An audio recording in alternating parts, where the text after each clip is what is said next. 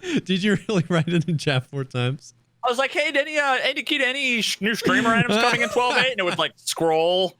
It's 80,000 people all getting Twitch drops, and it just scroll away. I'm like, I have to wait like 10 minutes for the timer to go down. I'm like, Control V, enter. Yep. Nikita's always like, you can ask questions. I see him looking at chat, and then as soon as I hit enter, he turns and starts talking, and I'm like, no, I missed my chance.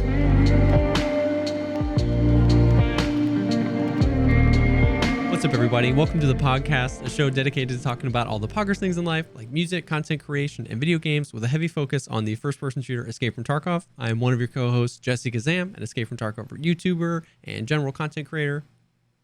And I'm Veritas, someone just stuck in just a black hole of pure technical audio visual despair. And you know what? My planned thing was going to, like, before all this technical difficulties we just had getting set up over the last, I don't know how long, because I had to restart OBS 15 times. I was going to say how fucking fantastic this week has been and how everything's been going so great. And I had the best stream of 3 months, like 2 days ago. And here we are. And the universe said, no. That's enough of that. Oh, man. Well, I'm sorry. Technical difficulties suck. And I don't ever know what I'm doing. So yeah, same. Oh, although before we started, I was going to give an explanation for the fingernail. Oh yeah. But I got sidetracked, so now I might as well just do it now that we're on the podcast, because why not? I mean, someone's gonna ask in the comments. Yeah. Even though I explain it, someone's still gonna ask in the comments, because no one listens to anything. Well, in your explanation, don't ever address what it is exactly you've done to your fingernail, so that the Spotify listeners just get really confused. They just know it's something about your fingernail. Well, no, there's it's a triple layer. I have a nice base coat, smoothes everything out, and then me and my wife, and I have no shame whatsoever here. This is pure pride and joy. One of my favorite YouTube channels to watch is called Simply Nailogical. Okay. I got it, obviously, watching it because my wife watches it, and then every now and then I like look over and giggle at something. But she does nail art. I don't know why that was so hard for me to say. Like fingernail art, fingernail polish. She has like her own line and stuff, and my wife fucking loves her. And her significant other is just like a wicked cool guy. He actually was one of those folks that was doing like Donkey Kong world records back in the day, which I thought was incredible. Kind of a cool overlap, because we were talking about speed running the other day. But yeah, she's like a crazy cat person, like me and my wife. And for Christmas, I actually got her a bunch of the nail polish because she wanted it. And then we completely forgot that she had it, and then a bunch of stuff came out. I ordered her a bunch of nail polish, and then she's like, I haven't done nail polish since like we were in college, which is forever ago. So she's like, you have to let me practice. You gotta let me practice on you. I was like, I'll let you practice on me, but you can only do the one. I used to watch a lot of Penn and Teller. Yes. And I don't know if you know, Penn always had, I don't know which nail it was, but he always had one or maybe one on each hand. Yeah, I think it was only one. Yeah, painted. I think it was one. Yeah. I was like, you got to give me the Penn Gillette. I'm like, you can practice, but you can only do one. You get one shot. So we've got a nice single coat black with a sparkly hollow graphic top coat on there. You probably won't be able to see. It's fabulous. It is fabulous. It's fabulous. So it's incredible. Yeah. And it's keeping me from biting my nails, which is a really bad habit of mine. And especially now that I've been doing a lot more guitar stuff, I'm actually been conscious of my nails, because it's like close up on my hands. I'm like, I should stop biting my nails. Yeah. So now I just need to tell my wife, I'm like, you just got to paint all my fucking nails all the time. All of them, just so you don't bite them. Dude, I remember it was like back in high school, man. I was all in the like everything black. I used to like just black everything, and I Sharpied my fingernails once. My parents were so mad at me. Yes. I don't know why, but like. Oh, we all know why, because it's fucking cool. No, I'm saying like I don't know why they were so mad about it. It was just like, what are you doing? Like it was just weird, but yeah, it was just edgy. They were mad because you know that the other parents were going to come up to them and say, 100%. Your son, he's been listening to Satan music. He's a bad influence on my son. He's been listening to Satan. he's not allowed at our Sunday school anymore, and he's not allowed near Scotty anymore. Scotty's a good kid. Yep. Meanwhile, Scotty's the one doing meth out behind the school. I can't. You just like, I have memories like that. No. And then also at one point I tried to let somebody put the black eyeliner on, but I have this like uncontrollable phobia of people touching my eye, and I couldn't do it. So I bailed halfway through. So I went the rest of the school day with one eye had black eyeliner. That was it. I just couldn't. I can't do it. I'm such a dude. So you were a raccoon. 100%. I go to get my eyes checked. That's accidental. Having one nail painted, at least you could be like, that is intentional but weird, and I question it. That's true. And for you, I say, fuck you. Fuck you. It's really hard to put up just your ring finger. Really hard, yeah. But yeah, one eyeliner on your that's a mistake. That was an accident. Yeah, it was rough. It was a rough day. I just couldn't do it. But oof. So yeah, great segue right into Escape from Tarkov. Nail polish is my streamer item. I strive to be as good at segues as Linus Sebastian in Linus Detectives. They're the best. True. But we I guess diving in, you said you had some good raids, right? You had some good Tarkov raids the other night. That's good. That feels good. Yeah, I don't know. It's either a turning point or it's the ultimate. It's the ultimate, like, let me dangle the thing in front of you and then rip it away. But dude, I think I showed you the clip when you came in and raided me the other day. I was in labs. I ran labs a bunch. Ended up getting killed by a hacker once. But at one point there was two guys who I'm not totally certain if they were cheating, but it was every bit of it was sketchy. The fact there were two of them that they knew exactly where I was. Yeah. They threw 21 grenades at least, because you know how half the time there's no fucking audio, especially if there's like multiple explosions at once. Yep. We counted 21 grenades exactly like where I was, but it just so happened that I was up against some boxes with nothing behind me. So in Tarkov, it's really hard to like, you can control the distance if you can hit something and keep it from rolling. Yeah. But the only thing they could actually hit was like a container that, you know, is just nothing that they would have been able to really bounce it off of. So I was just getting hit by like 3 or 4 points of damage over and over again by grenades. Because they were just rolling behind you, and then because they were just kept rolling. 21 grenades they threw, and then they peeked me, and both of them had like fort armors and Altons and raid backpacks, just full of all the uber shit. And there were 2 standard edition accounts at like level 18. It was just like, and then I sent them both friend requests, and they declined them both times. It was just, everything was sketchy. Yeah. And the fact I killed them both, looted all their shit, and made it out was just like the most satisfying thing ever, dude.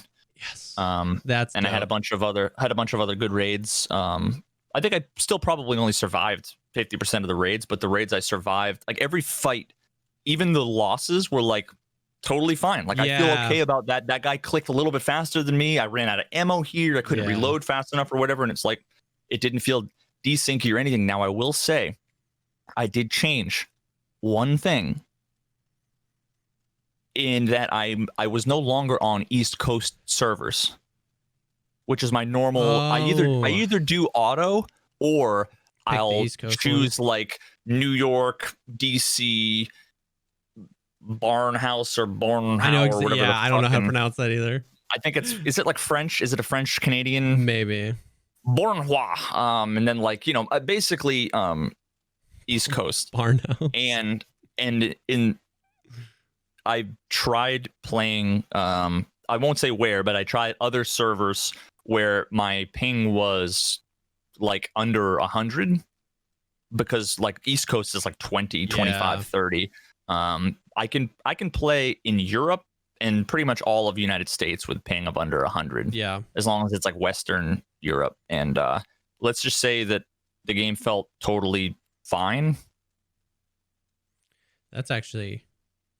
I need to do that. So maybe they have like the East Coast cluster is fucked. Maybe it's a big coincidence.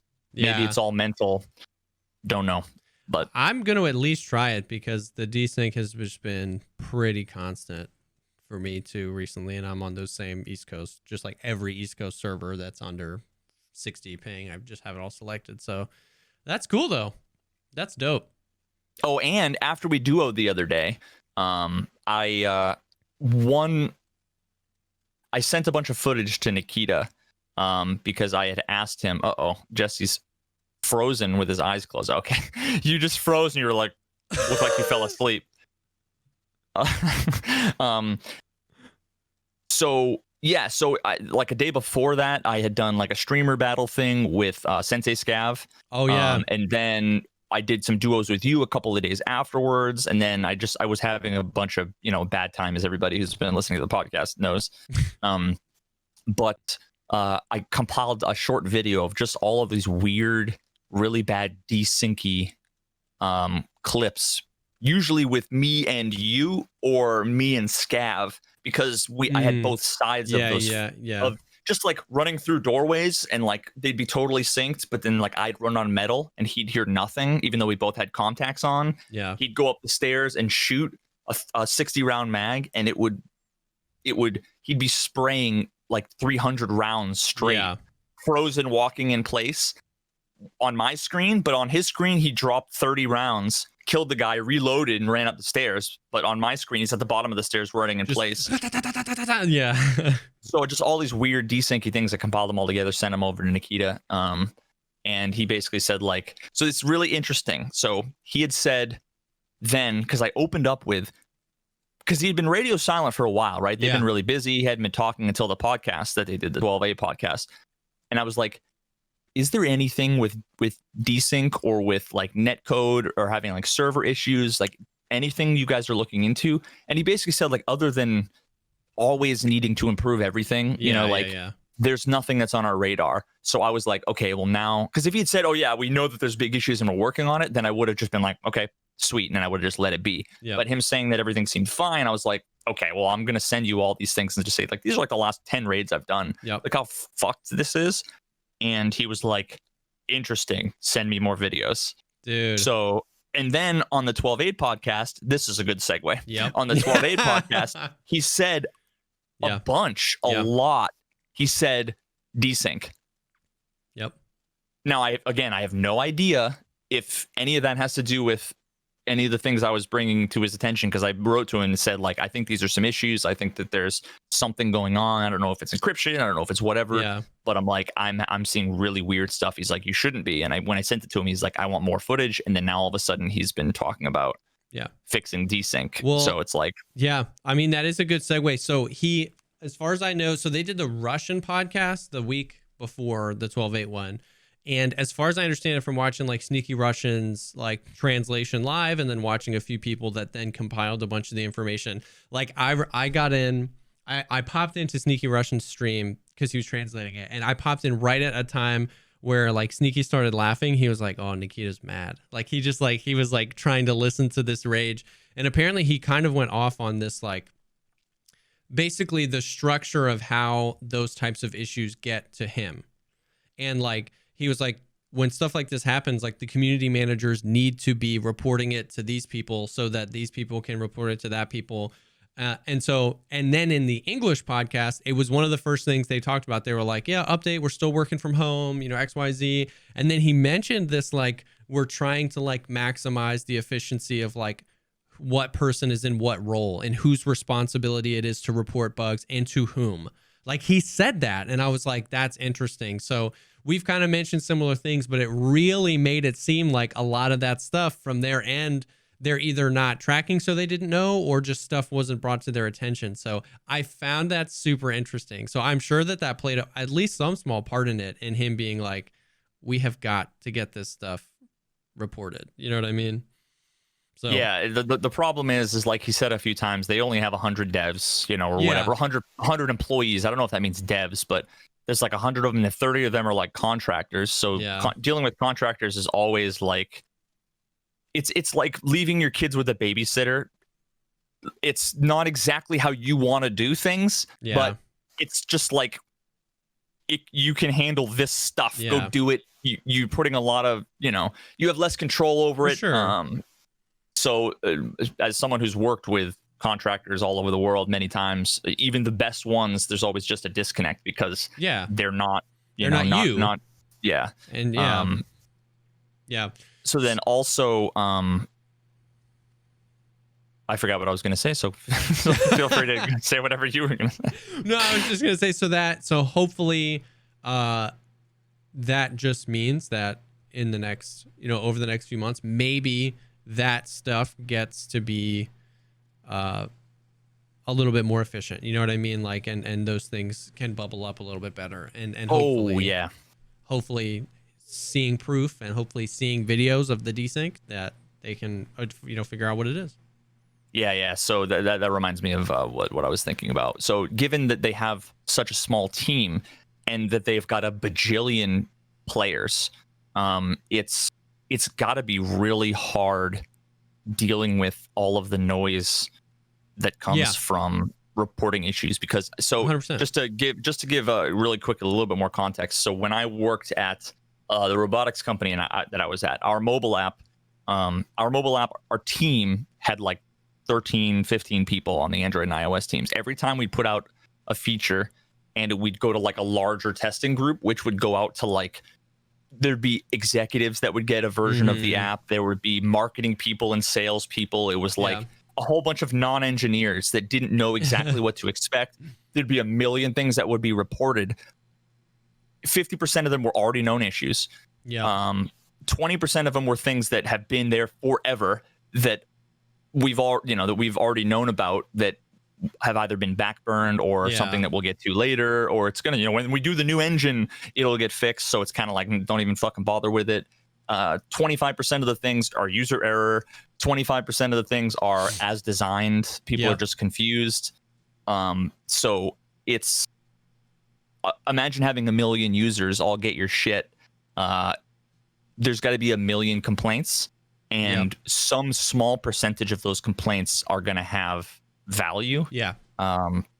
And Nikita, I'm sure he hears so many without, like you said, probably without getting the proper filtering. So that's why I just go right to him. Exactly. And having video evidence, you know what I mean, is like a huge thing, because a lot of issues like, the hot topic netcode desync, a lot of people don't know what those words mean. A lot of those issues have like come in waves of severity since the 2017 launch of the game. So when he hears those things, I'm sure you know what I mean? Like, there's just always trolls talking about how bad the desync and netcode is of Tarkov. So it's like, you know what I mean? It's a boy who cried wolf. Exactly. So at what point does Nikita just go, oh wait, we actually are having an issue today, without seeing stuff like that? You know what I mean? And I think the point was that it shouldn't be on you as a content creator to have, because you have access to a direct line to him. Like, I think his frustration is like, where are the proper channels? Like, you know what I mean? Why am I getting a Discord DM from Veritas with video? Like, and that's kind of what he made it sound like. They're trying to like make that more efficient and make sure everybody knows what's going on. So, which will hopefully be good. But yeah, so the podcast was primarily about the 12.8 update. I don't think we have a date. He said patch notes coming out early next week, which would be, you know what I mean? Next week is, tomorrow or whatever. I don't know if it's like preliminary patch notes and we're weeks out from the update, or it's like patch notes. And normally once the like final patch notes come out, the update comes out days after that. So I don't think that they gave like a super hard answer on when this update is coming, but they said they're polishing it up. Some of the big things are the compass is probably one of the most notable things that's coming. It is not lootable. It's a permanent slot that will eventually be expanded to other things like GPS, and he's even said multiple versions of the compass. And then the other big, I guess, reveal surrounding the compass was the fact that the numbers, I don't know what they're called, minutes or whatever, actually display in the bottom right hand of the screen. You don't actually have to read the compass. So that's the thing. Is it on the screen? Because I was trying to look where he was talking and I couldn't see it. Yeah. Bottom right. Bottom. So the first thing I need to say about that, and I don't know where I said it. I don't know when it was. I know it was on a podcast. Whether it was this one, whether it was a team podcast, whether it was way back on one of the Battle State Games podcasts, but I had basically said, like, as like a stopgap, because people have been spamming compass for fucking years now. Yeah. I was like, you know, you could always just put, like, as a temporary measure to make people happy and to be able to test it and have it be usable. Just put the number in the corner of the screen, just like the ping number for now. Again, because it's like, you don't need to animate anything. You don't need to design anything. It's literally just an integer and a label you put on screen.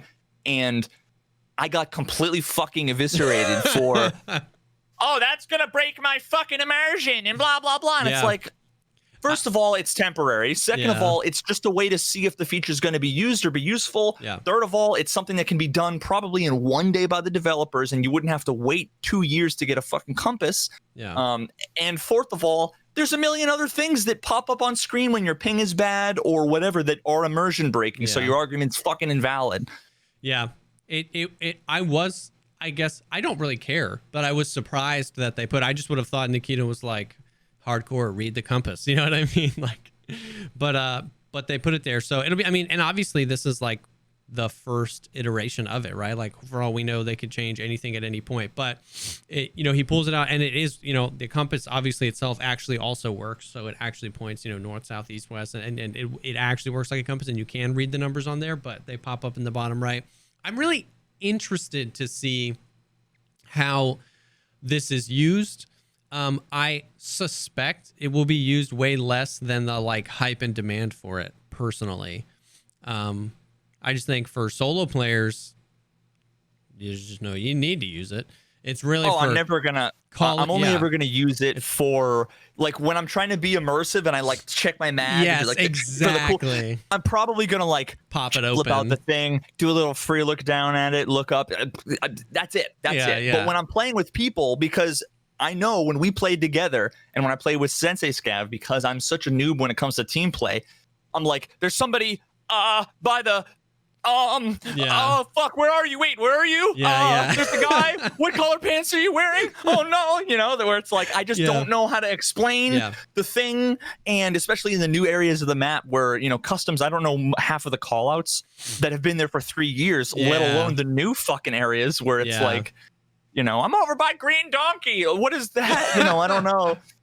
The thing is, I remember there was this, I had 3 people running around me. 2 of them were enemies. One of them was Sensei Scav. And he's like, I'm moving to your left. And it's like footsteps all around me. And I'm like, bro, like the only solution is go underground or up to the 2nd floor, please. Because it's a 1 out of 3 chance the person who's about to come into my fucking view that I'm going to shoot is you, you know, like the thing is though, is that like, because it's not like the system a lot of games implement where it's always up top, where at any moment you can glance up. It takes so little time to glance up and get like, you know, 220, you know, 145, that's where the enemy is.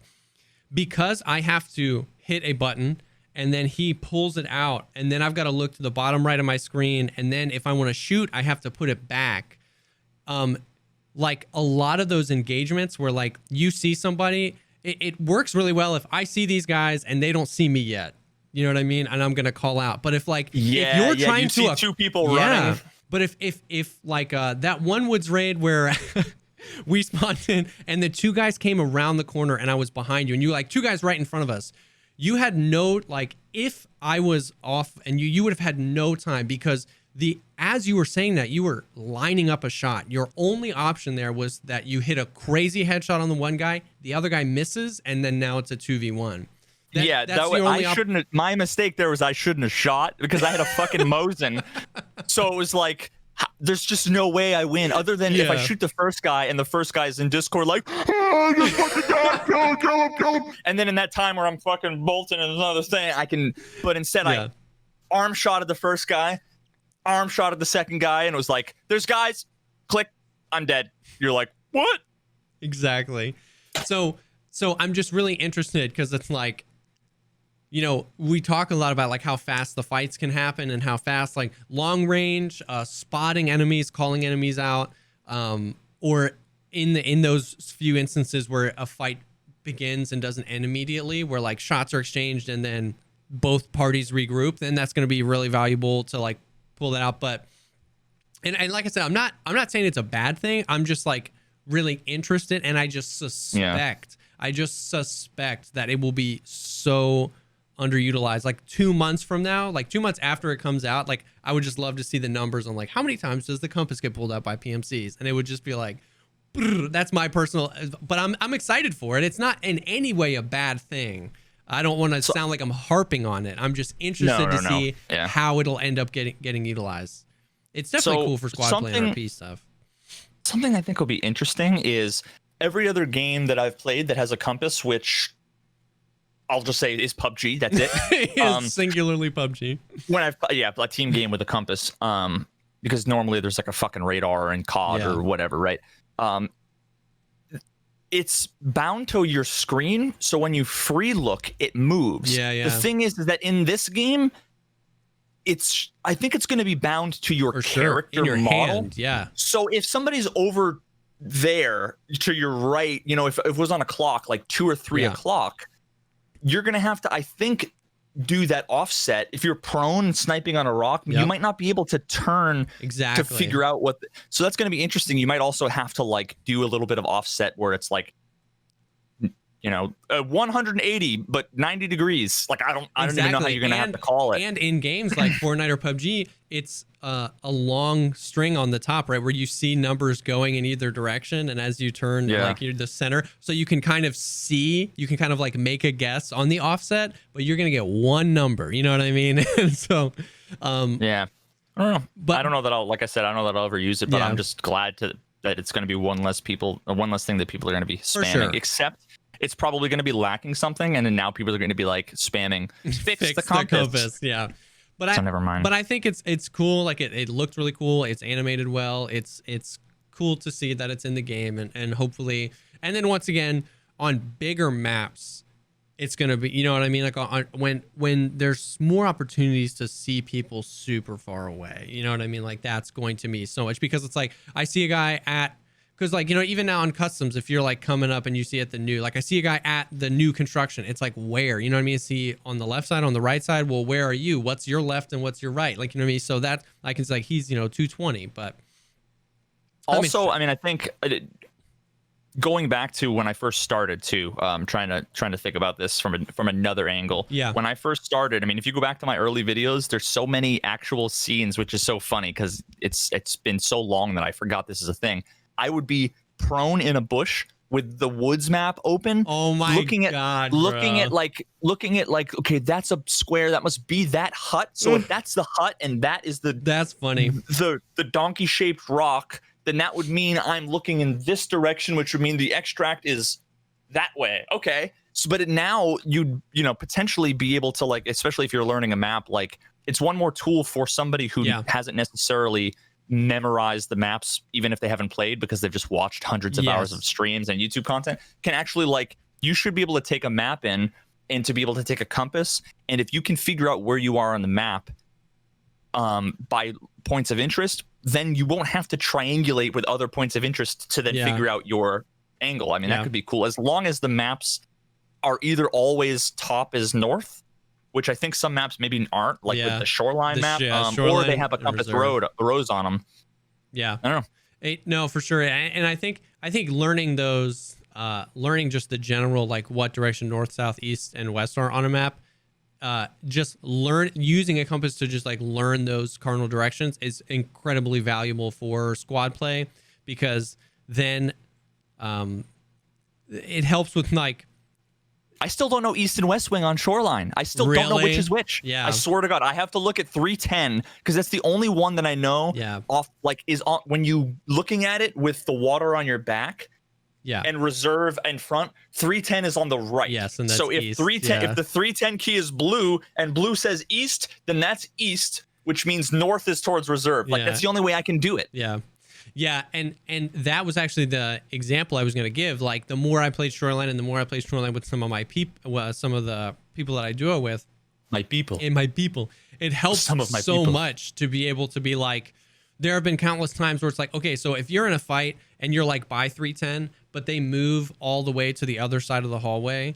It's so helpful to be like, he's on the east side of East Wing or on the west side of West Wing. You know what I mean? Like, we don't really say north or south. It's just like back or front, but like, or in the admin building, there's 2 glass hallways. There's 2 upstairs. There's 2 drop downs. So it's like by saying like he's upstairs by the hole, which hole? So being able to be like, he's at the East Wing hole. You know what I mean? Like that has helped in that like microcosm of just the Shoreline Resort for me a lot. So learning those directions on maps like Reserve, where there's buildings everywhere and stuff like that, will be huge.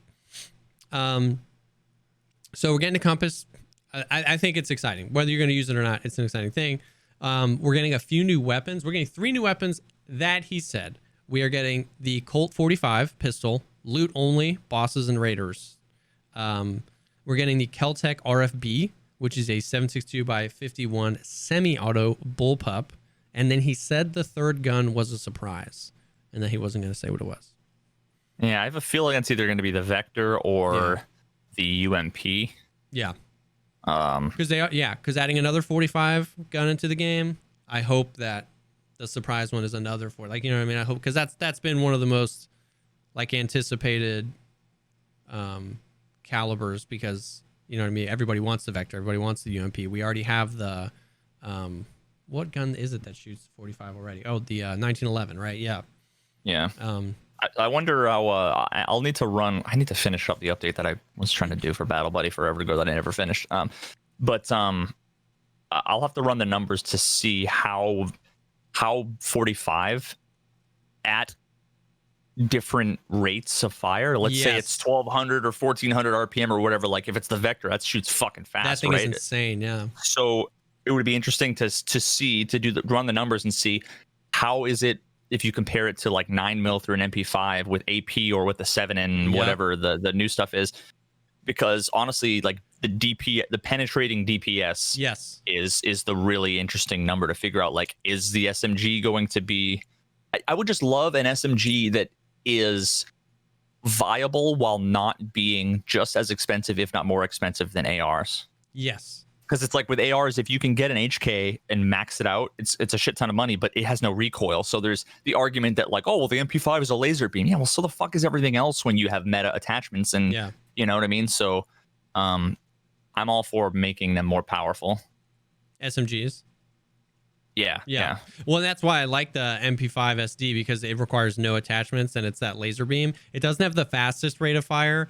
But like, I mean, I just did a whole video on 9mm and like why and like how you can utilize it. And yeah, like an MP9N has 1100 fire rate, and the 7N, even the AP 6.3, so not the most expensive, like the one you can actually get semi-often, the AP 6.3, it takes like 5 shots through an Alton face shield, and at 1100 RPMs, as long as you position yourself accordingly, that's really fast. You know what I mean? That's like twice as fast as some of the main guns in the game shoot. You know what I mean? So it's pretty cool. But the Keltec looks cool. He said it was going to be cheaper than a FAL, which makes sense because it's semi-auto. So I think that'll be cool.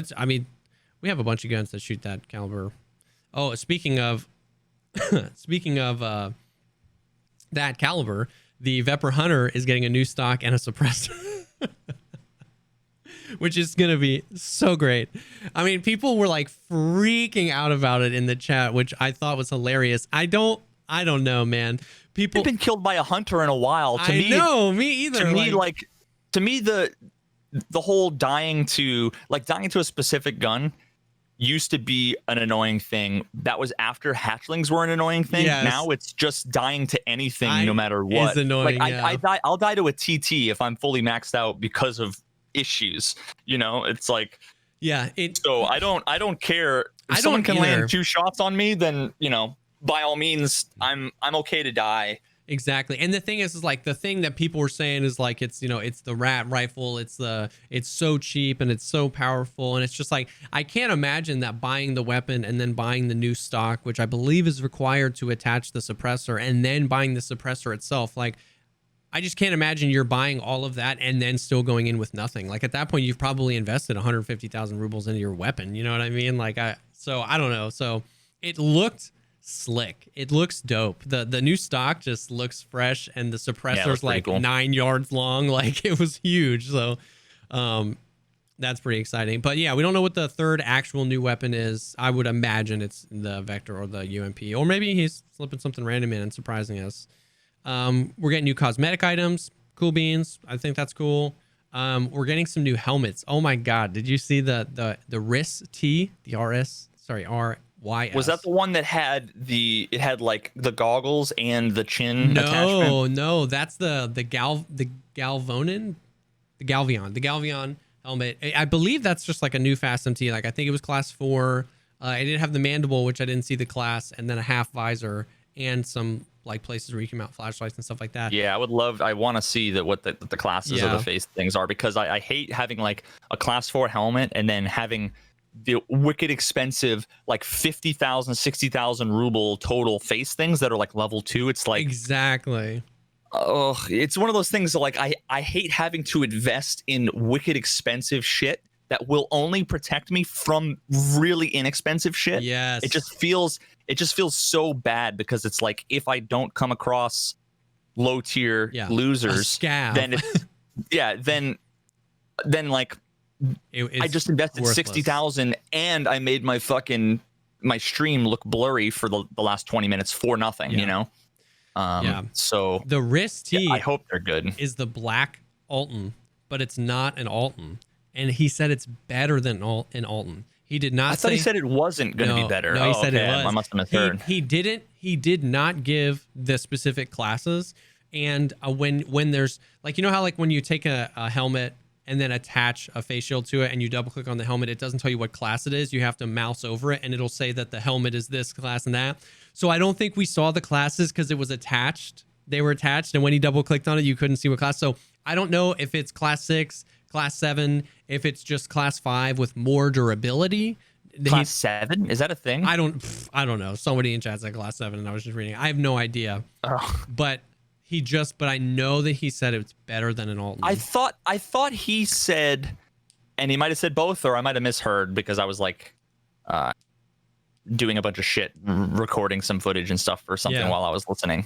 I thought he said that it was, because people were saying it's the PUBG helmet. Yes. And I thought he said that this is better than the PUBG helmet.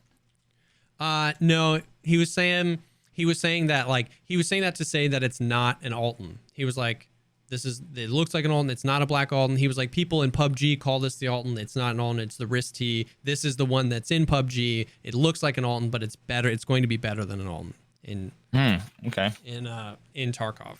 But better, who knows what that means? So that's going to be interesting. He said, he was like, it will be expensive.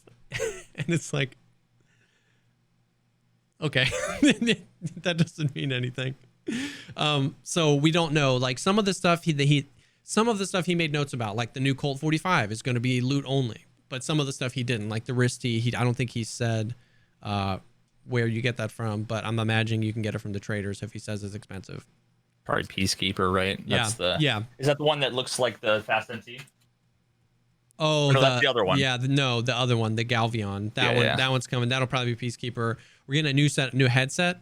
He didn't really say much about it, but that's cool. More sound profiles and stuff. Maybe one will be better or worse for other people. The other big like gameplay mechanic feature that's coming in the game is the heavy blood loss feature. So we've talked about this a little bit in the past. We were exactly right with the hemostatic syringes. So heavy blood loss, you can get, I think it's just like a % chance, just like you can get a regular blood loss. The heavy blood loss is cool. It trails blood, which is kind of cool. Like you actually, something we've been asking for forever. Although I always had blood trails with two other things linked to it in my mind. One was snow.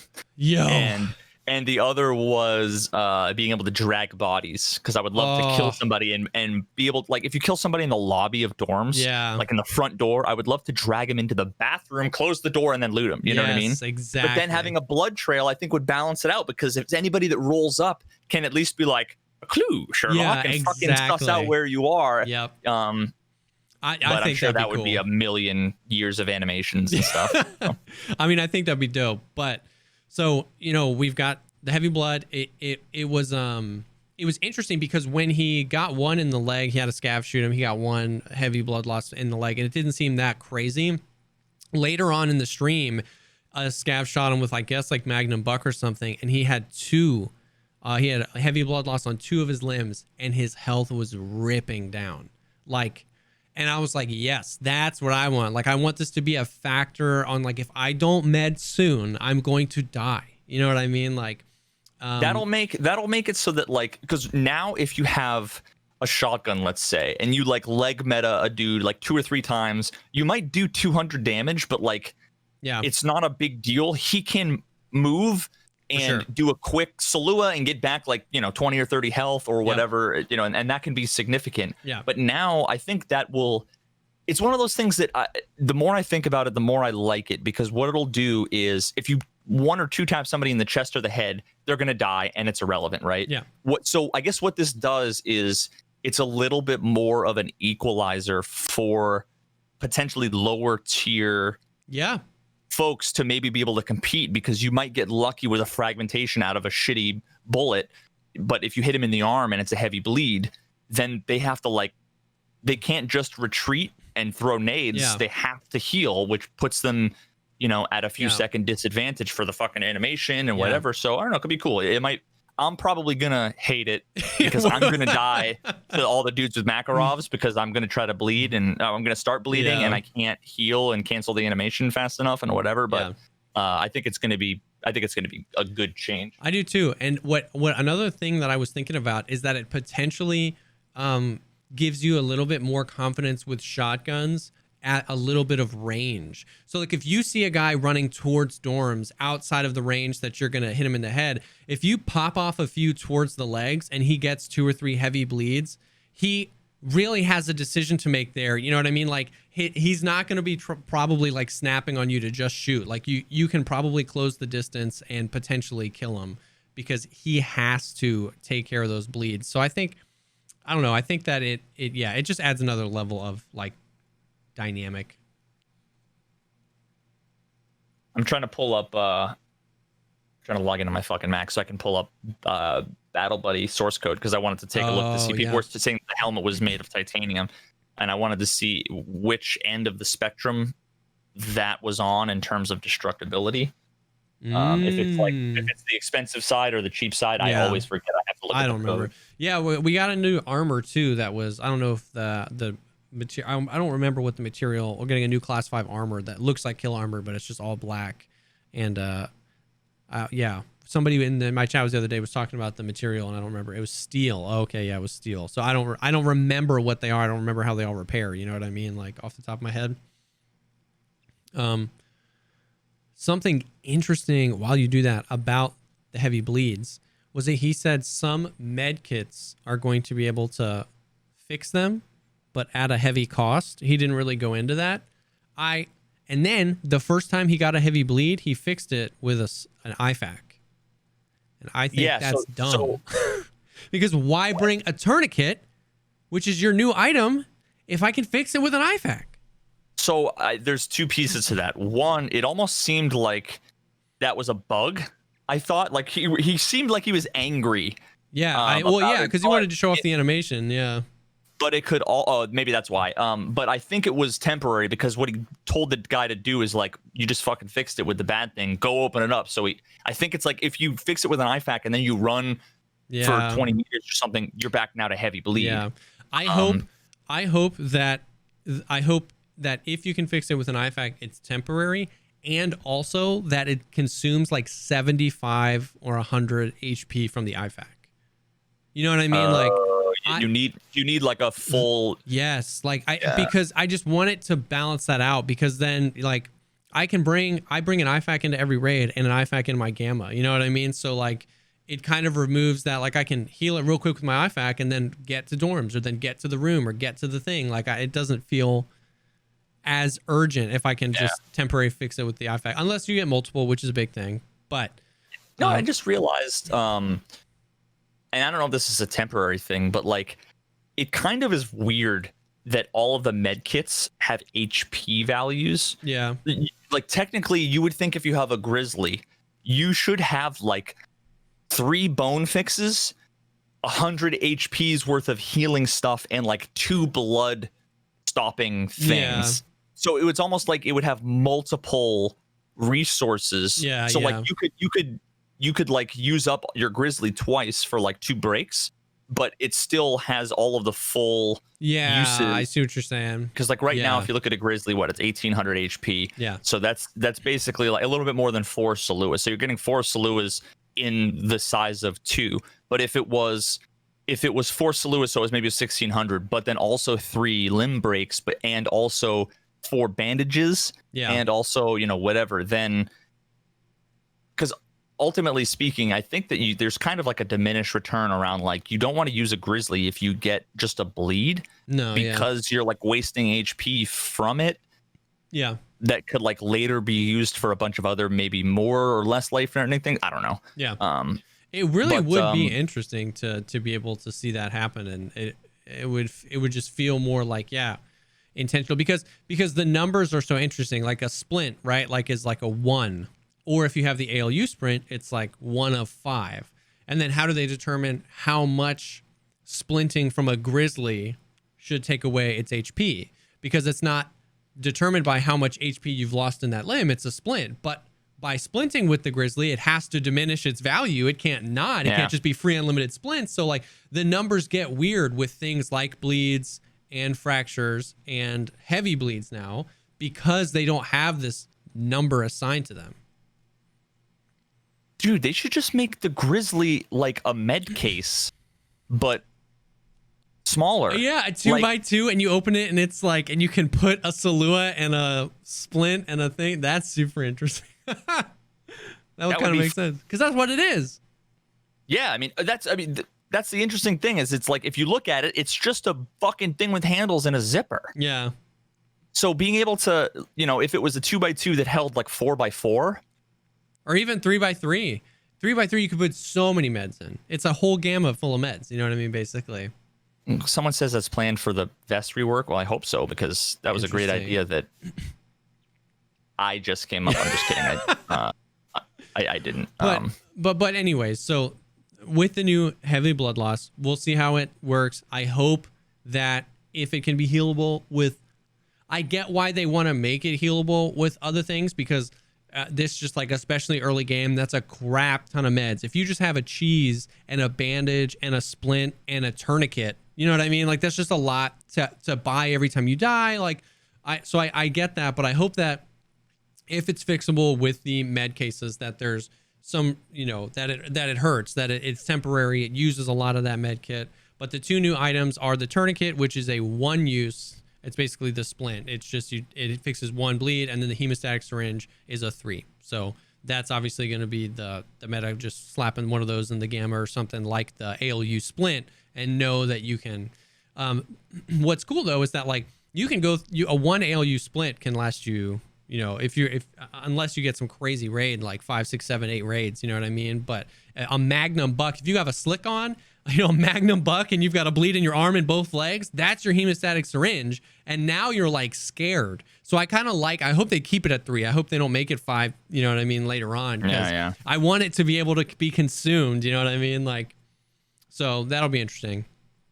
So a bunch of various other stuff. We're getting beret caps. We're getting a few.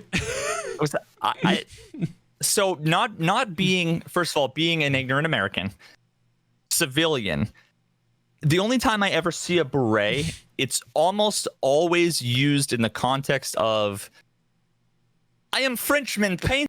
Look at me. It's like not a soldier thing. It's 99% of the time it's on Jamie Heineman on the Discovery Channel on Mythbusters.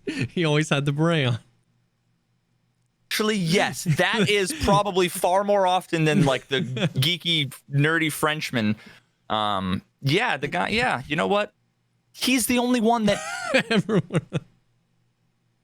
What the fuck? No, I know, and like you said, it could be more important. Even the Green Berets, I don't picture them wearing Green Berets. I just picture that as a name for badass soldiers or whatever. Like, yeah. I don't. But it's interesting. We're getting the berets. We're getting a bunch of new the way he actually crappy equipment for scavs, like backpacks that are just like terrible.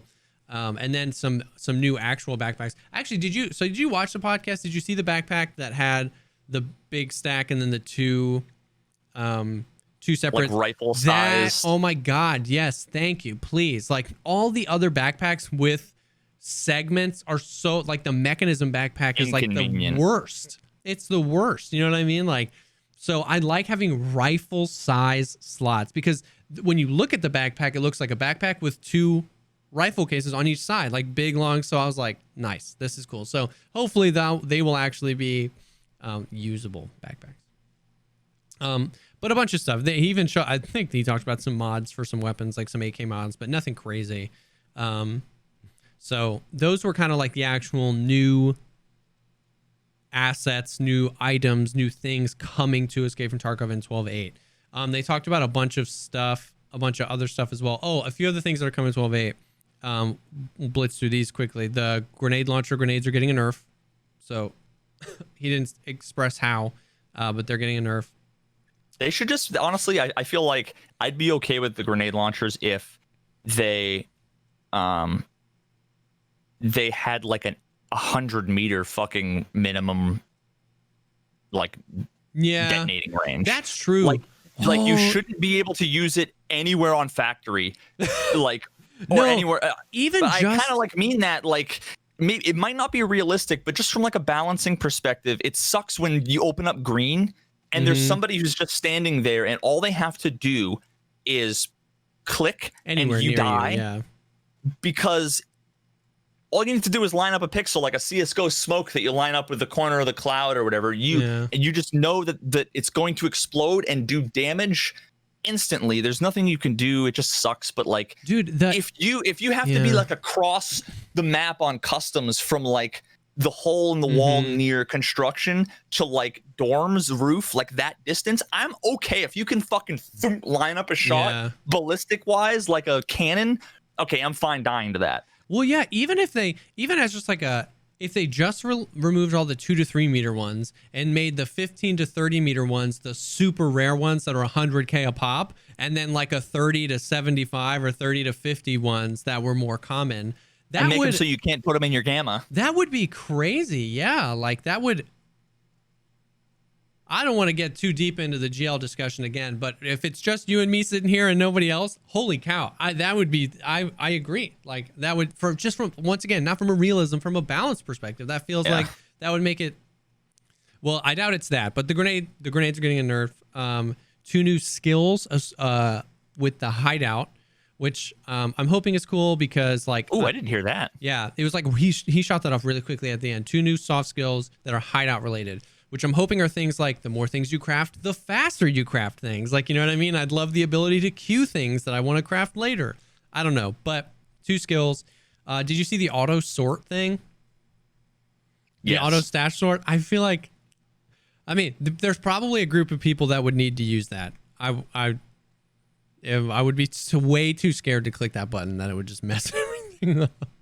Yeah, well, so first of all, a couple things there. One, I'm so happy because those types of, like, being a computer science guy, sorting algorithms is something that it gets me rock solid, bud. Thinking about sorting algorithms, like, it's one of those things that as a non-computer science or like math person, sorting algorithms are like, are you fucking kidding me? Like, yeah. But there's something about, I just loved, my favorite class was algorithms in grad school, just like dealing with all the different ways of sorting and the different like data structures. And one of these days I'll educate you on some sorting shit and maybe you'll find it interesting.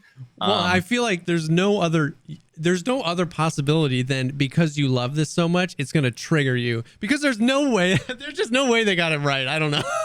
Dude, as soon as the first thing I saw when I saw the button is I said, you know what? I bet you if your container's full, it's probably going to get fucked up. And the first time he went and sorted his gamma and it was like a spinning thing, I was like, yes. Like the fact that I already know kind of what sorting algorithm they're using, or it's more like a few heuristics I can tell that rather than an algorithm, which is like, rather than using like a very specific set of rules, they're probably just like using a bunch of little rules of thumb. And that's why you get close enough. That's why, like, if you noticed everything was good except like there was an axe here and an axe here. So it was like, wait a minute. But so I had originally had the idea way back in the day for a year or two ago. This is another thing I mentioned on one of the podcasts, that I would love it if you could right click on like a med case and just do fill. And because because all it would need to do is, and here's the algorithm. It's extremely simple. You go through row by column, row by row, and you basically say, is this a medical item? Put it in. Is this a medical item? Put it in. Yeah. Is this a medical item? Does it fit? Yeah. Put it in. Yeah. And then, so all you're doing is essentially first in, first out, like just sorting, putting things in based on type. Yep. Then you can, because then I would do money, right click sort, mag box, right click sort, med case, right click sort, weapon case, right click sort, and then boom, everything would be there. And then I would be left with some clothing items and a few other things like backpacks and armor, which like I kind of, until they come out with more cases, like if there's like a wardrobe case or something like that you can do later, I'm fine putting all the big things in a thick items case or something. But even then, make it so the thick item case is fill. Yeah. So then it would just take everything else. Oh yeah, whatever's left and just throw it in the thick items case.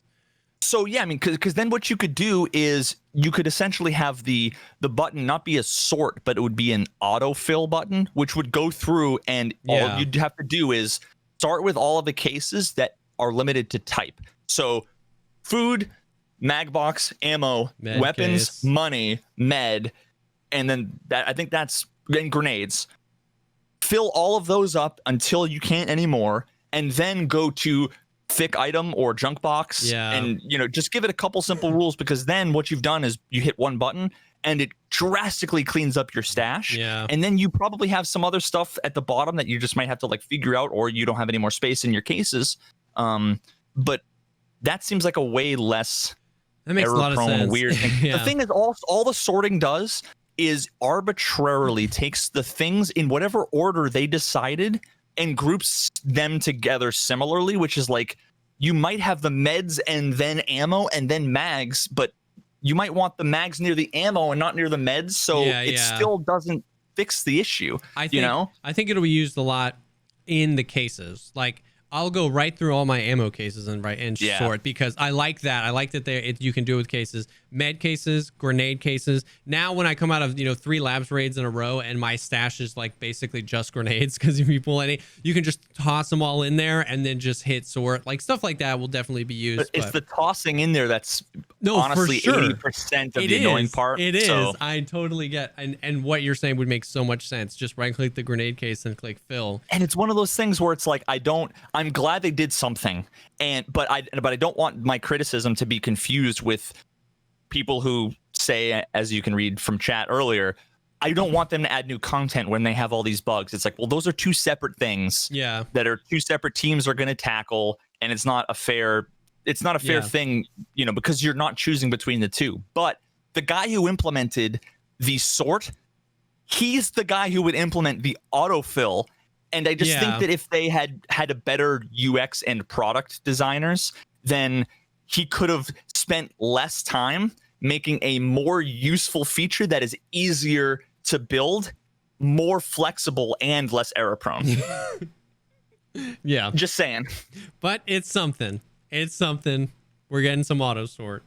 Something else that's changed that's super slight is, and I think he said you're going to be able to toggle this, but your little health guy, your little, like in the top left corner, your little character is now, all of the limbs are going to be color coded to, like when you go, you click, you tab and then you click health and you actually see. So it's going to be a gradient from green to orange to yellow and red. Nikita was like, I don't know if, and I'm like, that's huge, know, dude. Yeah. You know how often it's pitch black and you can't tell if your leg is zeroed or at 100. Yeah, exactly. So I think, I like the ability to turn it off, like if people want to, but I actually think it's going to be an incredibly, if a nade goes off near you, you know what I mean? Like, especially because we know, and we've talked about before, how sometimes confusing it is when the health, when you click heal, that sometimes it frustratingly prioritizes the lowest health and not the like thorax or the head. No, it always does. Yeah. Well, yeah. That's another set of rules that I've learned, and just from enough experience and testing to know that it will. The way that it works is if you have a medical item that can fix a bleed, and you use it with a hotkey, if you're bleeding, it will prioritize the bleeding limb before anything else. Yeah.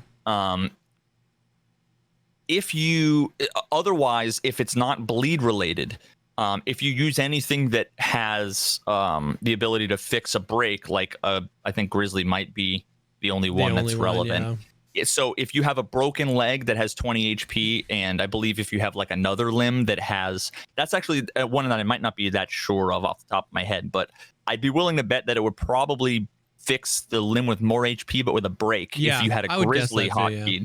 But then otherwise it defaults to whichever has the lowest HP, which is you wouldn't think so, but it's very often not the limb I want to fix. Yeah. I think it should almost always, if not always, do your head and your thorax first, because sometimes if your thorax has 3 HP and your arm has 50 HP and a bleed, the Salua is going to fix the bleed. So you're still going to have one shot to die.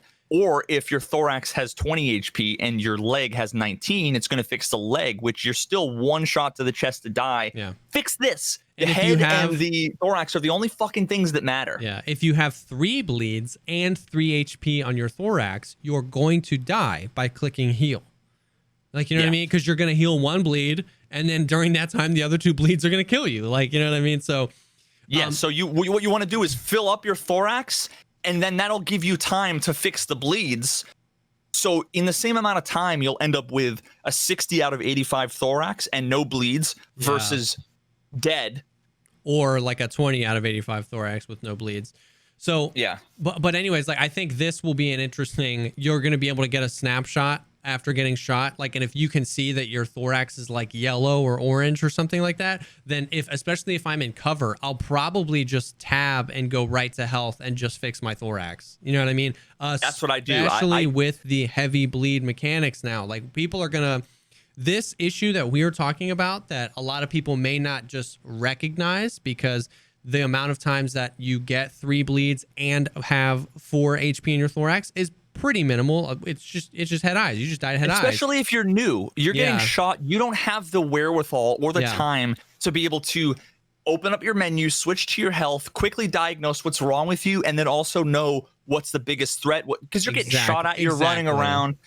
So you just hit the heal button and you don't know. Yeah. You're spamming 4 or 5 or whatever until you're not dead. But you know what I mean? With the heavy bleed, I think this situation. That was a juju order. Sorry about that. I was getting abducted by aliens. Whoever you are. Thanks for buying juju. Use code Kazam. I think this situation will be way more prevalent, because if you cop 2 heavy bleeds and have even 12 or 13 HP in your chest and you just click 4 to heal, there's a chance you might not make it. You know what I mean? So I think the snapshot there might help, just that you like have to just heal the thorax or head first. I still want my the idea that I had for healing, which I think would be the best fucking possible thing, which was to be able to, I don't remember, I'd have to go back and see, because this was a bajillion years ago that I proposed it, but essentially, you know how like if you double tap Y, there's that context menu that comes up where you can select. I want to be able to just hit a button, like let's say double tap 4. If you have the Salua down to 4, double tap, and it will overlay not the whole screen, but just like a partial opacity body, and let me do. All you need to do is, it would be like, you know how on like some console games, there's like the wheel where you just like flick up and it chooses the thing. It's like, make it so that if I flick the mouse up or right, it heals the head, or if I flick it up, it heals the thorax, or if I just click, it does stomach, or if I go left, it's the arms, or down. You know what I mean? Just make it so I can double tap, and then I can quickly, at a glance, look, and then just flick, and I'm healing. Yeah. That would be so interesting. Like, once again, it's for more people who are more invested in the game and are thinking at this level. But it would be super interesting, yeah, to be able to like double click 4 or something like that, and then just quickly pick a limb to heal. That was another thing I think that happened on the same podcast with the zeroing thing, where not only did idea get completely shut down and ridiculed as not being user friendly, which to me, I thought, first of all, it's the fastest, most intuitive thing I can think of. Yeah. Somebody on the podcast, I don't remember exactly who, had basically said, "Oh, just make it like the magazine selection context menu." So it's like, okay, so first of all, what you then have to do is which is a feature that nobody uses, almost nobody uses. But then everybody on the podcast is like, "Oh, I use it. I'm like, I've never fucking seen any of you use it, and I've watched you all for 100 hours, so you're all fucking lying." But the thing is with the scroll, that is way less intuitive, and you can't. The biggest issue there is that you lose muscle memory, because the whole idea of like scrolling with a scroll wheel, how fast is it going to move? If you want to select the 5th thing down, then it's like click, click, click, click, click. You might over scroll, you might under scroll, and then also it's a scrolling menu that it's just that would work, but it's just, in my opinion, way less user friendly than and I'm just thinking about the people who want to be like, when you have to put a Band-Aid on or you get stung by a bee, you don't have to think or look to grab your arm, to think like, oh shit, it's just a gut reaction. So if I know that I get shot in the arm, to be able to double click 4 and flick my mouse is the equivalent of instantly grabbing my arm, because you don't have to think. It's just a muscle memory thing. Oh, this is how I heal my arm. This is how I heal my head. This is how I heal my chest. You don't have to look. You can do it blindfolded. Yeah, it gives you something, that you can work on and build muscle memory around. Yeah, I mean, I think that'd be dope. Oh, yeah, I think that'd be dope. I actually really like that a lot. But just wait for all these great things to finally. All these great things are going to get added eventually, and everybody's going to forget that I said them 2 years ago. I'm just saying. 12.8. A few other things. So he mentioned a bunch of things that are going to be coming in the 12.8 patch cycle, but not in 12.8.0. You know what I mean? Like when they do, which they've been doing a ridiculous amount of updates, like almost daily, which he mentioned. So at some point with 12.8.2, 12.8.3 or something like that, the Woods expansion is coming in the 12.8 cycle. So before, I've been saying for a long time, if there's one thing Woods needs is more space. Oh, I'm so pumped for that, dude. Oh, come on. I'm so pumped. First of all, I just love Woods. Second of all, I'm sure it's going to be fine. It's just like, I was surprised, because it's like, of all the maps, that is, they expanded Woods and I never go there. Yeah. But I only go there for the plane, for the quest, but otherwise it's just open space for me to not see the scav in the tree to shoot me. But so it's like more space there. Yes. I would rather have a factory expansion, which they said. I know. I mean, I would like that too, but because then at least all you need to do is expand it 500 square feet and you've solved the spawns. Like whatever. It's just like now you don't have 2 spawns or 3 spawns that are literally down 3 L-shaped hallways from each other. It's like you turn left, kill a guy, or turn right and kill a guy. Yeah, or just die before you spawn in. But he mentioned that the thing is though that I think it's an opportunity for them. This is what I was hoping, and I think that he alluded to it, is for them to like add multiple dynamics to Woods. Like, you know what I mean? Like he talked about a headquarters for Sturman. Like, you know what I mean? Like I hope they put like a little town that's like maybe a little bit more modern than the like shanty towns on Shoreline, but not like a bunch of actual buildings. Like I don't want more reserve buildings. You know what I mean? I want this to be like a new, like actual places. Like imagine loot on Woods. You know what I mean? Like imagine any loot on Woods. That would be awesome. On the one boss that stands out in the open. Exactly. That's impossible to fucking hit unless he's just happens to be not looking at you. There's 2 modes. Object permanence, you don't exist. Just shoot me in the back of the head and I'll die. Or I can smell your atomic structure. Yeah. And as soon as you peek up, oh, you're dead.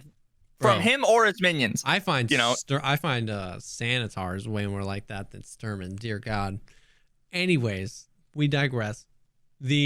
I'm excited for the Woods expansion because I think people sleep on Woods. I love Woods, and I think that could be the thing. And it's an opportunity for them to add actual loot and more dynamics, because I love the maps that are like that. Like, you know what I mean? I like that on Shoreline. Like, you could bring a Bolty to Shoreline and just forget the resort, especially early wipe, and have some fun. Like, you know what I mean, on some people. Or you could bring an SMG, run straight to the resort, and have some fun. I like dynamic, and Woods doesn't have a lot of dynamic right now. It's you know, Hunter, Vepr Hunter or Mosin, or the Chad players have, you know, M1As. You know what I mean? And it's that's a big issue with Woods for me personally. I think is the only, like, I want to go and I want either PvP or I want to kill Scav boss. Yeah. Which is if you don't, I guess I always assume that the other people want the same thing. So by default, you might as well run towards the lumber mill right away. Yeah. Otherwise, like, when I go really slow and I try to be tactical, nothing happens. And then it's like, you like miss it. I move through the map and it's like, oh, everybody's dead and I missed everything. But if I rush to the lumber mill, I'll die for whatever, because I'm rushing there where other people are. There's like a speed where I need to be at like 7, not at 10, and not at 2. You need to be like, you do. And a lot of it comes down to luck. It just happens to be you want to be a little bit behind, or a little bit ahead of whoever is coming. You don't want to be far ahead, or it's this weird dynamic. That's for sure. Yeah, the wood strat. It's like, check what spawn you are, and depending on what spawn, it's all about like how much you have to fight out that spawn. Because exactly, like, if you get the wrong spawn, you're in front of and behind somebody, and all three of you want to get to the resort. So that's such, like, you can't do, or to the lumber mill. So you have to turn around and fight the guy behind you, or else it's gonna be just garbage. So but I was surprised. We knew that the Woods expansion was coming. He talked about that in the Russian podcast. I was surprised that he said with 12.8, not immediately, but with 12.8. So that's cool. He did not talk about this a lot, but he said an animation optimization overhaul in 12.8.1 or 12.8.2. That sounds cool. He didn't really explain what I mean.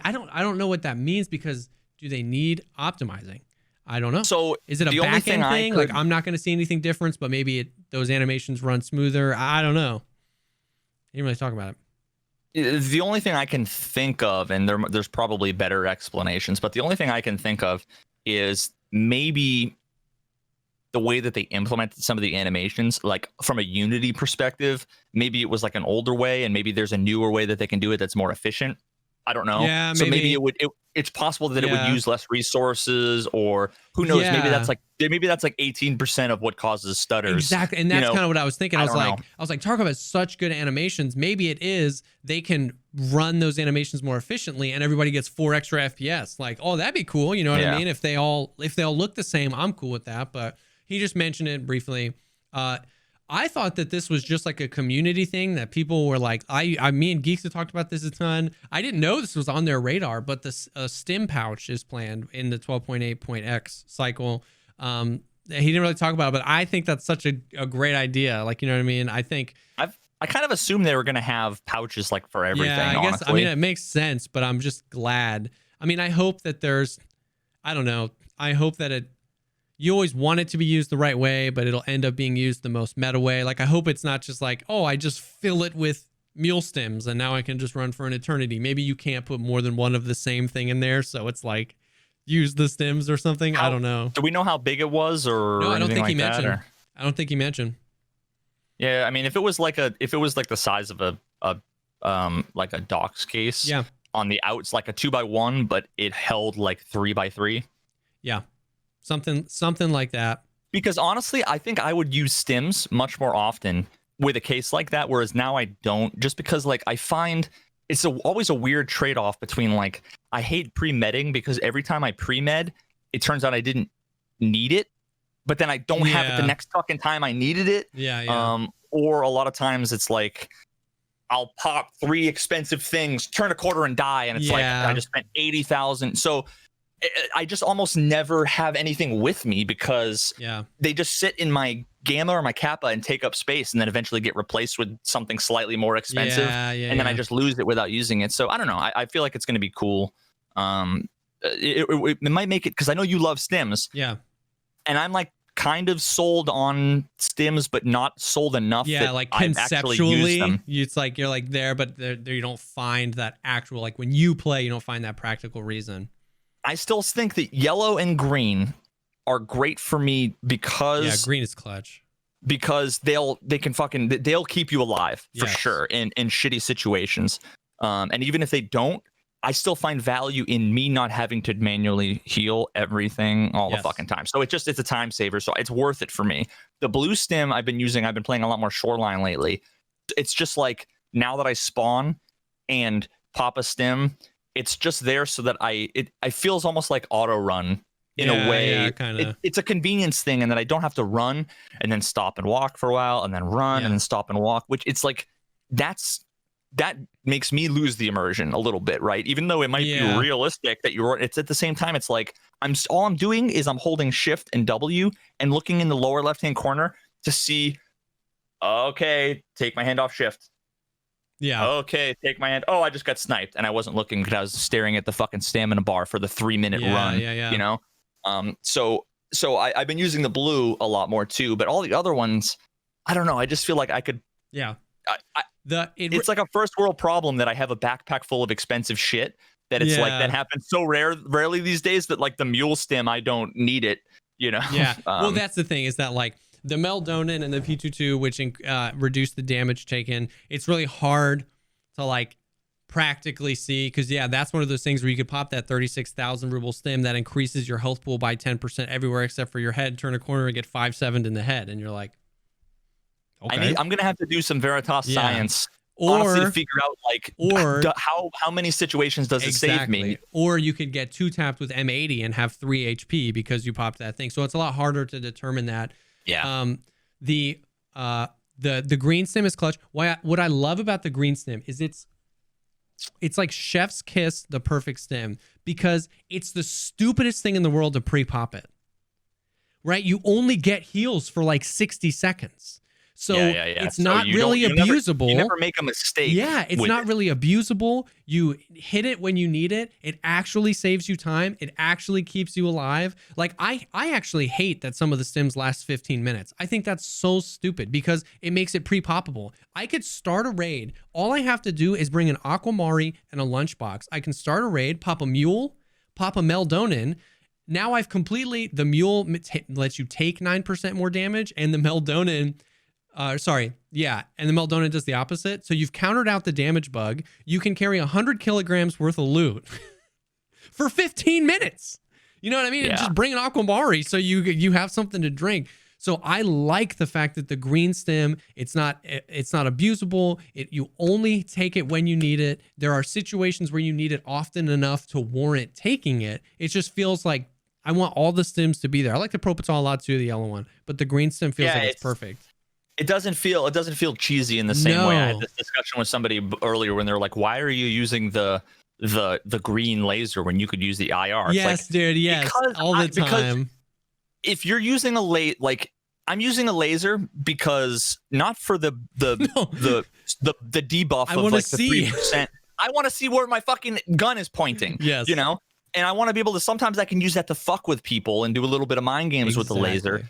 But it's like it always seemed weird to me to have a laser on that had like a weird, barely visible red flashlight effect, but that just made my hip fire more accurate. Like, I just see that as not cheesy in a way that like I think you should be like, that's cheesy. Yeah, it's just cheesy. It's in that it's like it's not worth it to me. Just like I could be pre-popping all these things and have all this stuff, but then I feel like I'm playing Diablo, where it's like, gotta cast my debuff, gotta cast my solar shield, gotta do my light beams.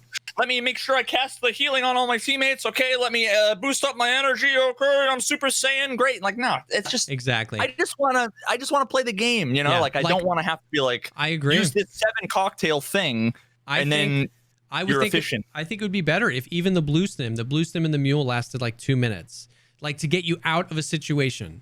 Like, you know what I mean? Because like, I don't want it to just be a free pass on all the loot I can carry the entire raid, but I also don't want it to be like, it needs to be usable. So like, if I'm in the Shoreline Resort and I've got a ton of loot, I just want to get away. And then I can like, you know what? I'm this heavy. I'll drop this in a bush. I'll insurance fraud this, but at least I'm away from the resort.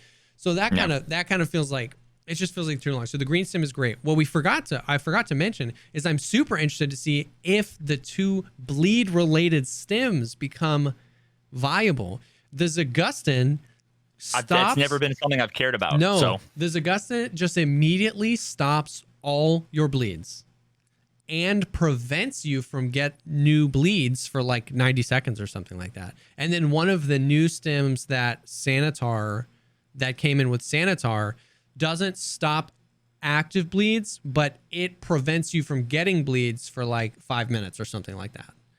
So I think the Jessekazam is going to be nuts, bro. That Magnum Buck and your whole body lights up red. You just pop that, and now you're just right back to hitting your IFAK. Like, I kind of feel like some of the stims, to balance them out, and I think that maybe this should be linked to a skill or something, but just if at some point the stims get like too ridiculous where you like have to use them, otherwise I can see that being lame in a few different ways. I know a lot of people differ on their opinions, but I would like it if the like cost or risk of using them was a little bit higher. So imagine if you use it, like every time you use a stim, there's a 10% chance that you'll have an adverse effect. So it would be the equivalent of, you know how like now if you use the blue stim, like 5 minutes from now, all of a sudden you're going to get blurry vision for like 30 seconds and then it goes away. I think it'd be really cool if that didn't happen all the time, but maybe it's 15% of the time. What happens is you would get that weird effect, and what that is a precursor to you'll be vomiting for 30 seconds and inundated. You can't do anything. So what that means is like as soon as you start to go blurry, it's like I got to get to a safe spot and chill. Yeah.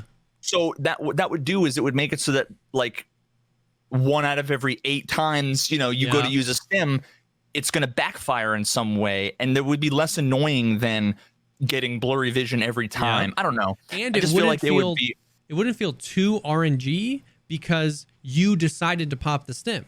Like when RNG feels bad is when it's completely out of your control. But you know what I mean? Like, so you just like, if you don't bring the stims, if you don't want to do it. So I like that as a potential balance because it's not like you're going to just flip your desk and be like, this happens to me every time. You know what I mean? So think about the blue stim. Let's say again it was 12.5%, just because dividing by 8 is easy. Yeah, it would be interesting if 7 out of 8 times there's no adverse effect, and 1 out of 8 there's a little bit worse than there is now, which is essentially this annoying visual thing. But that acts as a warning for something a little bit more serious that you're going to have to deal with. But it's not going to kill you. It's just you now have to like go and hide and find a safe spot for a little bit of time, whether it's 15 seconds or something. But so I don't know. I just feel like, would you take that over you getting the annoying tunnel vision every single time? 8 out of 8. I don't know. I kind of think I'd probably take the annoying, you get really sick 1 out of 10% of the time or what. Maybe. I really like the concept of the stims being like a really like singular, it's for this combat situation, I choose to take it, and I expect it help me in this situation. Like I wouldn't mind if the adverse reaction or the how you lose your energy and hydration. I would be interested to try a build of the game where the stims made like it drained your hydro like 4 times faster than it currently does.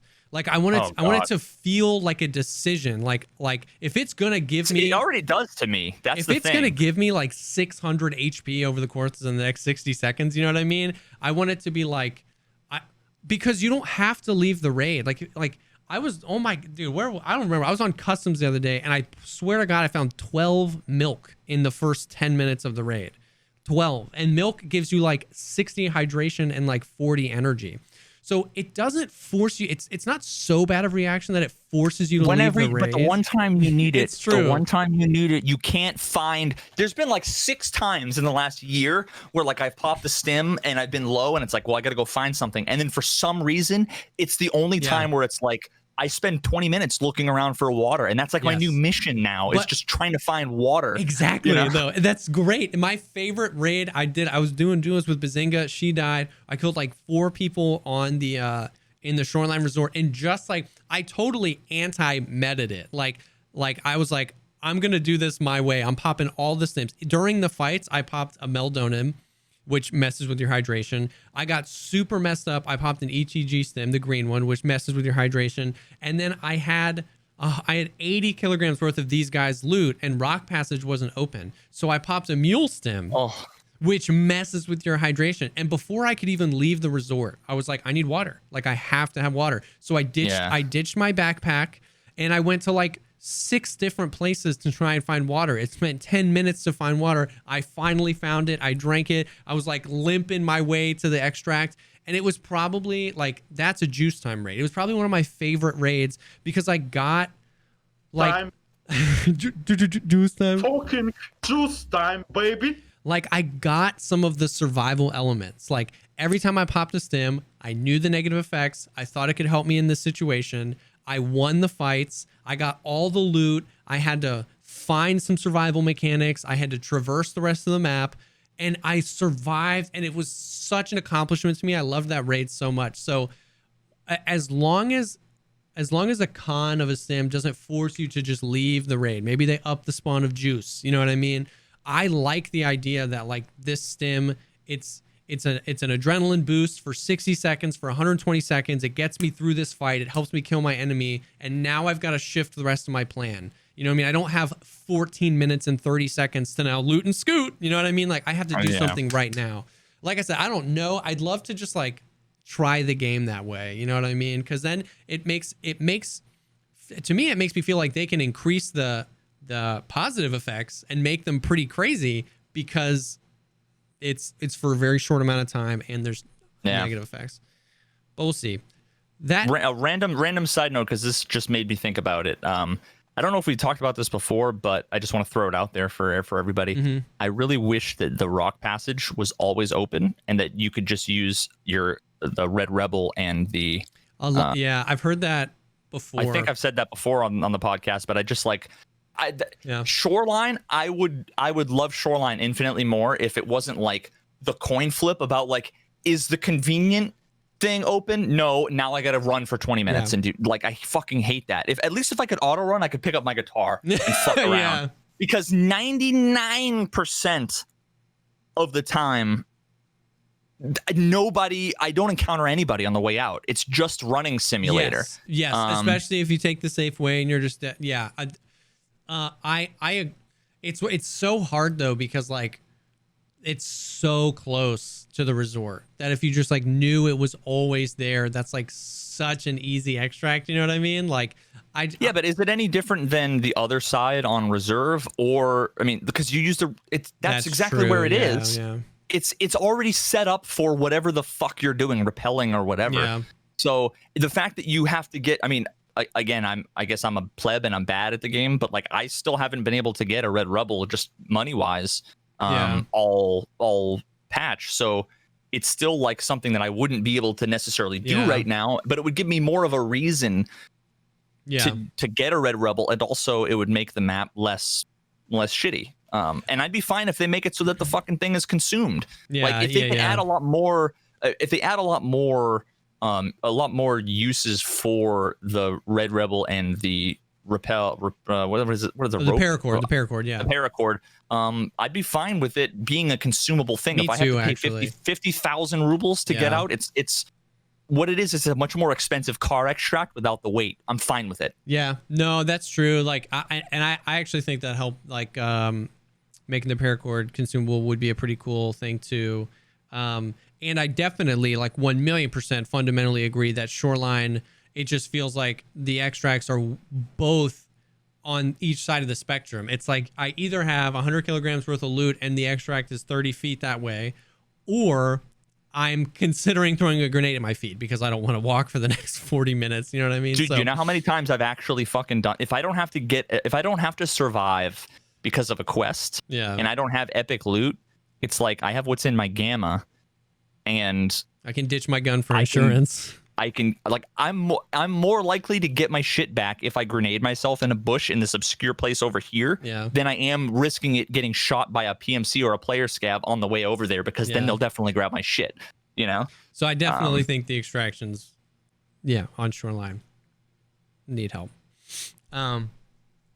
This is actually an interesting, we were talking about like the stim thing and like testing, like I would love to test things. Something he spent a decent amount of time talking about was that during the 12.8 wipe cycle, they're going to move to the Unity 2019 engine, and that the way they're going to roll that out is with a separate launcher and test servers of the game that are on the Unity 2019 engine. And it's going to be you apply for access to that because they really want people, because like he kind of positioned it where it's like, this isn't like a test Streets of Tarkov first public test engine. It's more of like, you got to go in there and find the bugs and report it type of test environment.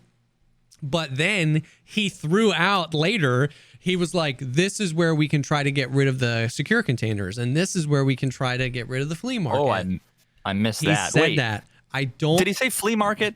I think he did. He said earlier that he definitely said there's no way. He said there's no way. I think he just did it as like a meme. Like, I don't think he meant it.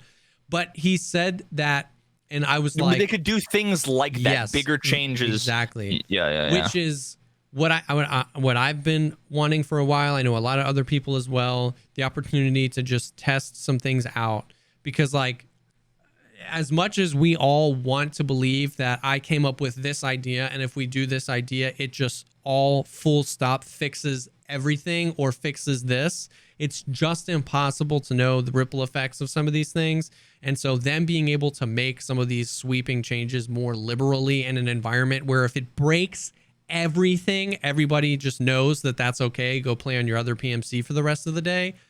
I think that's... I wonder if do you think we'll be like NDA'd in any way? Because honestly, I would personally be interested in turning that into content, just from the perspective of like, hey, I'm an engineer who knows how to test and QA shit. Yeah. I would literally make a video of like, here's how I found this bug and here's how I would reproduce it 17 times, so that I would make content and then send a link to my YouTube video rather than have to type up a thing and whatever. Like, if I would be totally worth spending the time. Yeah. I totally get what putting you're saying. that stuff together if I could also share it with the community.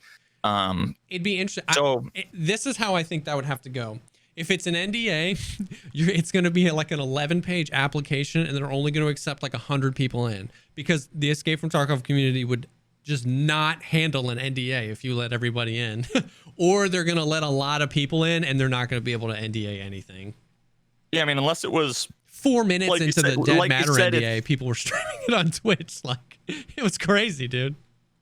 Well, he said that it was, he said it wasn't for streamers, but I feel like that would be the easiest thing, because at least like they're not going to sue some random schmuck little Billy for Discord messaging somebody a picture of some bug, right? Like, it's just not something that they'd be invested in. But I think the risk comes from like, you know, if all of a sudden I'm sitting there streaming a thing that they don't want anybody to see, you know, that's something that they could at least like shut the stream down, kind of thing. I don't know.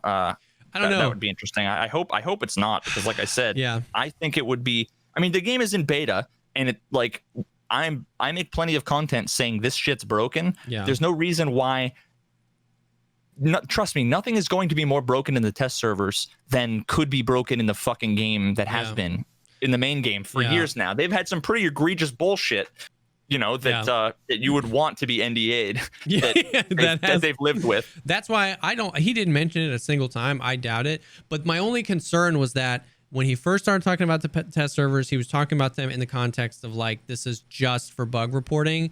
And then he kind of tacked on the whole, like, this could be where we change things. And I just really hope he wasn't just saying that to appease us. And I really hope that they have plans to do that, because I honestly think that would be one of the most beneficial places for the game, because you're most likely having the truest representation of your community. Like, I hope when they let it in, like it's not at all based on hours played. Like, I hope that casual players can come in and see if they run into bugs based on because a casual player is going to run into customs a different way than, Uber chat. I popped 11 stims and I've got my raid backpack and I'm bunny hopping everywhere. So I hope that they that they let a little bit of everybody in. They let us break it, and then they just start breaking it, man. They just start deleting stuff and changing stuff, because, oh my God, I just think that you could just collect so much data on like what actually feels good and what doesn't. You know what I mean?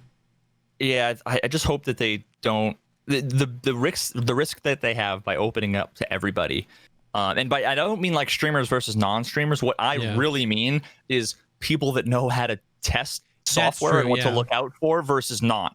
It just so happens that I know personally, because I do this professionally, that like I fit into that realm. I'm sure there's plenty of other players, casual, all along the spectrum to fucking, full Uber Chad, that are either qualified or not qualified. In this case, it's one of those things like, what you don't want is a billion people all reeing that things are broken without, if you want to be an effective tester, you need to say, this is the expected behavior.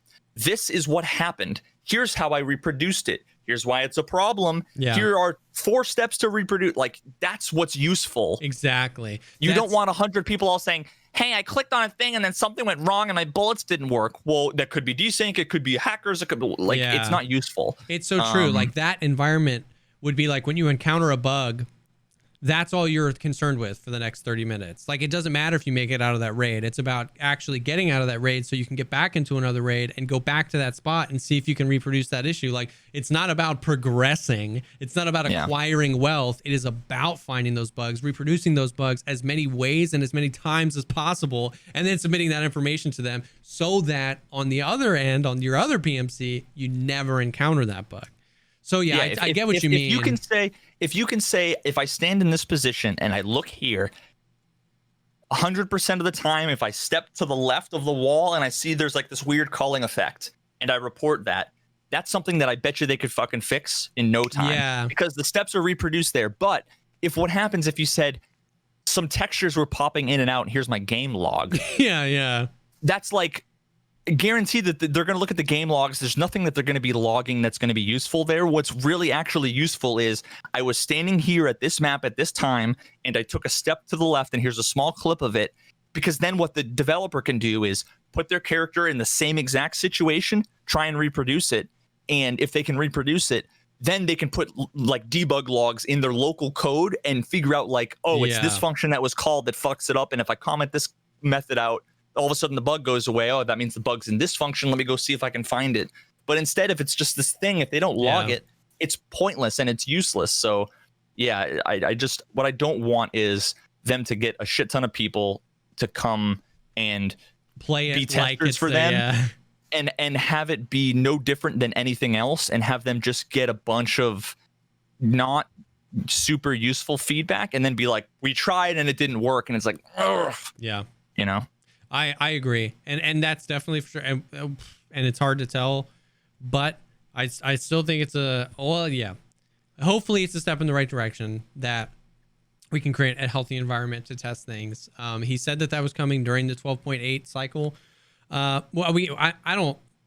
I don't know of anything really where it's like we're waiting on Unity 2019, and once we get that over, like, you know what I mean? Like, for a while now, we were really wanting Unity 2018 for a few things, and that really helped patch 0.12, which included a big map like Reserve, really kind of shine. I don't think there's anything, at least that they've mentioned, where it's like Unity 2019 is going to increase everybody's frames by 30%.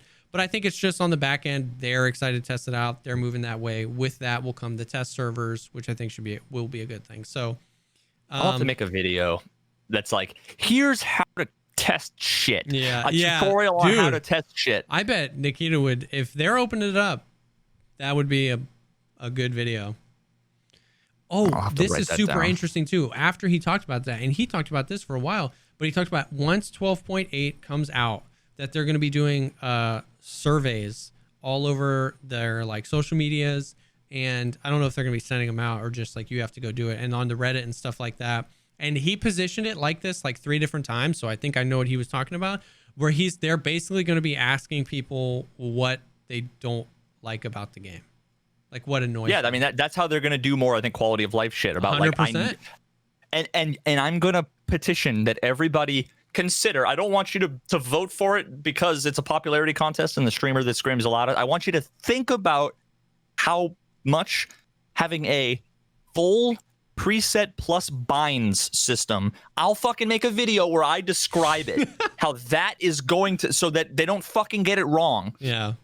How that would be if I can press one button and then maybe there's a list and I can say do default loadout 1, yes. and that puts all the things on. It buys it if I don't have it from the flea market at the cheapest price, as long as it's not a ridiculous thing, you know, or maybe it's only from traders. I don't know, but and then also it puts all the things in my pockets and binds them where I want and clutch. Everything.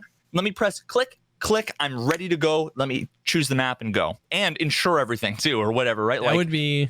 You can make it so you can get into a raid in 3 clicks, not 375,000 And clicks. the thing is like, there's no downside to that because you don't have to use it. If you're scared that preset system will make you go broke, don't use it. Gear up. Well, they should fix cheaters, dude. They shouldn't build this feature. They need to fix cheaters. Gear up the way that you've been gearing up the whole time. But once you get to a point, man, that would be so amazing. That would be so amazing. Also, I'm just gonna say, if you have a survey, everybody just spam the URL please, that I. Dude, yeah. Dude, please, dear God, just fix the preset system. The preset system will be irrelevant. It hurts me. I guess that's true. If the loadout thing, here's how I'm gonna fix the preset system is I'm gonna make it so that you don't need to use it by making the one-click loadout do what you need to do with your gun without the bullshit of the preset system, because it's everything plus the gun and the preset. But the preset system is how I construct really cool gun builds I've never used before, and that I don't necessarily have a default loadout. But that part is fine. But what the shitty part of the preset system comes from buying and assembling. True. So you could use that as a just way to like save. They should just make the modding. Yeah. They need to combine the modding and preset into a preset system. And then make it so that if you want to build it later, you just click it and it'll fucking build it and take the money out. There's no need. There's no reason to put them together. That's true. I get what you're saying, because you can create the way of creating those guns and checking the stats and is pretty flawless right now. It's great. It works great. It's I want to buy these items and assemble the weapon with them is when things go into a black hole, into a separate dimension. I just there's nothing, dude, that triggers me more than when you click the assemble button and you get no errors and you hear the thing like it assembled, and you go back to your stash and the weapon has less parts attached to it than when you went into the preset system. It's like just a pistol grip and you're like, what happened? You said it worked. And then you go buy a bunch of shit, and then you realize that it actually got assembled, but in a different gun in a different case. And you're like, I did that the other day where I was building something it was for hot guns. I was trying to build the gun, and I literally bought like 19 copies of the same things that I had, but they were just put in a weird place in my stash I wasn't expecting. Dude, so every time I go buy, I'd buy everything, click assemble, it wouldn't work. And then I'd look at my stash and be like, where the fuck did all the things go that I just bought? It's broken. It must not be there. Bro. So then I go do it again. Oh, fuck. Dude, it's crazy. It hurts my heart. I don't know why I keep trying, but it actually hurts. And that was another thing that I got shit on, where everybody's like, the preset system's fine, dude. I don't have any problems using it. Dude. Either you're the luckiest person on planet Earth, or your brain is as fucking brain dead as the preset system is, and you're fine hitting back next, go back next, opening up the thing, moving the gun down into an open slot, opening the thing up, typing in your name, loading it, clicking assemble, then clicking OK, and then having it work. It works great. Look, the gun. Yeah, dude, that works fine, dude. Oh, Drinker. I think that's through most of everything. I think we cannot not talk about the wipe, just so people know. That's not happening. That's not happening with 12.8, definitively. I do have some thoughts, though. He talked about streets. So in the Russian podcast, he confirmed the streets of Tarkov, not 2020. And then he just reiterated that in the thing. It sucks because you hear it. He feels so bad, you know what I mean? But it's like, it was supposed to come out in 0.12. which was October of 2019. But they're working on it. He's excited about it. He said that they're going to have a trailer for the progress that has been made on Streets that he wants to put out in 2020. Here's what I'm thinking, though. I am so interested to see when the next wipe is. We have no information, by the way. None of us know at all. A lot of people have been saying they think 12/9. I've heard between November and like January. Yeah. But here's the thing. But who the fuck knows? Here's the thing. They are going to, it seems, okay, I'm not saying, it seems like they're going to have to wipe with point 13. Streets of Tarkov, he's talked about like the storyline quests coming in with that patch. Like, that's a big deal. Like, it feels like the whole point is to like wipe with point 13 because this is one of the final biggest Lego pieces to put in before we can start thinking about a 1.0. And we know that if Battlestate Games says that we push something to 2020, it's not coming out in January. You know what I mean? Like, it's not like, oh, January 3rd. You know what I mean? Like, it's going to be March or April. That's Q2. Exactly. Yeah. And if it's March or April, it's what I'm thinking is like, we don't have a lot of information. Like, he talked about 12.9. He's like, more quality of life fixes, more guns, more gear. So it feels like, are they going to wipe in November with 12.9 with no content to wipe with? Or are we going to wait until point 13? Is this going to be the longest wipe in EFT history? I don't know. Veritas doesn't know. Everybody here, like, we don't know, but it's just, he didn't talk about it at all. He said, you said you knew and that everybody should Discord DM you and you have a bot that'll automatically answer, but you just, if it doesn't work the first time, just keep spamming. Yeah. It normally takes about 13 or 14 tries before you get a response.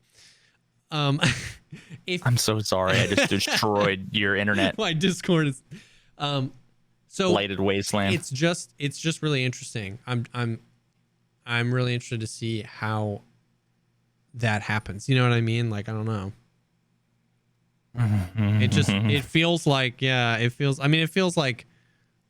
either going to happen is we're going to wipe with not a whole lot going on, which kind of was what the 12.7 wipe felt like.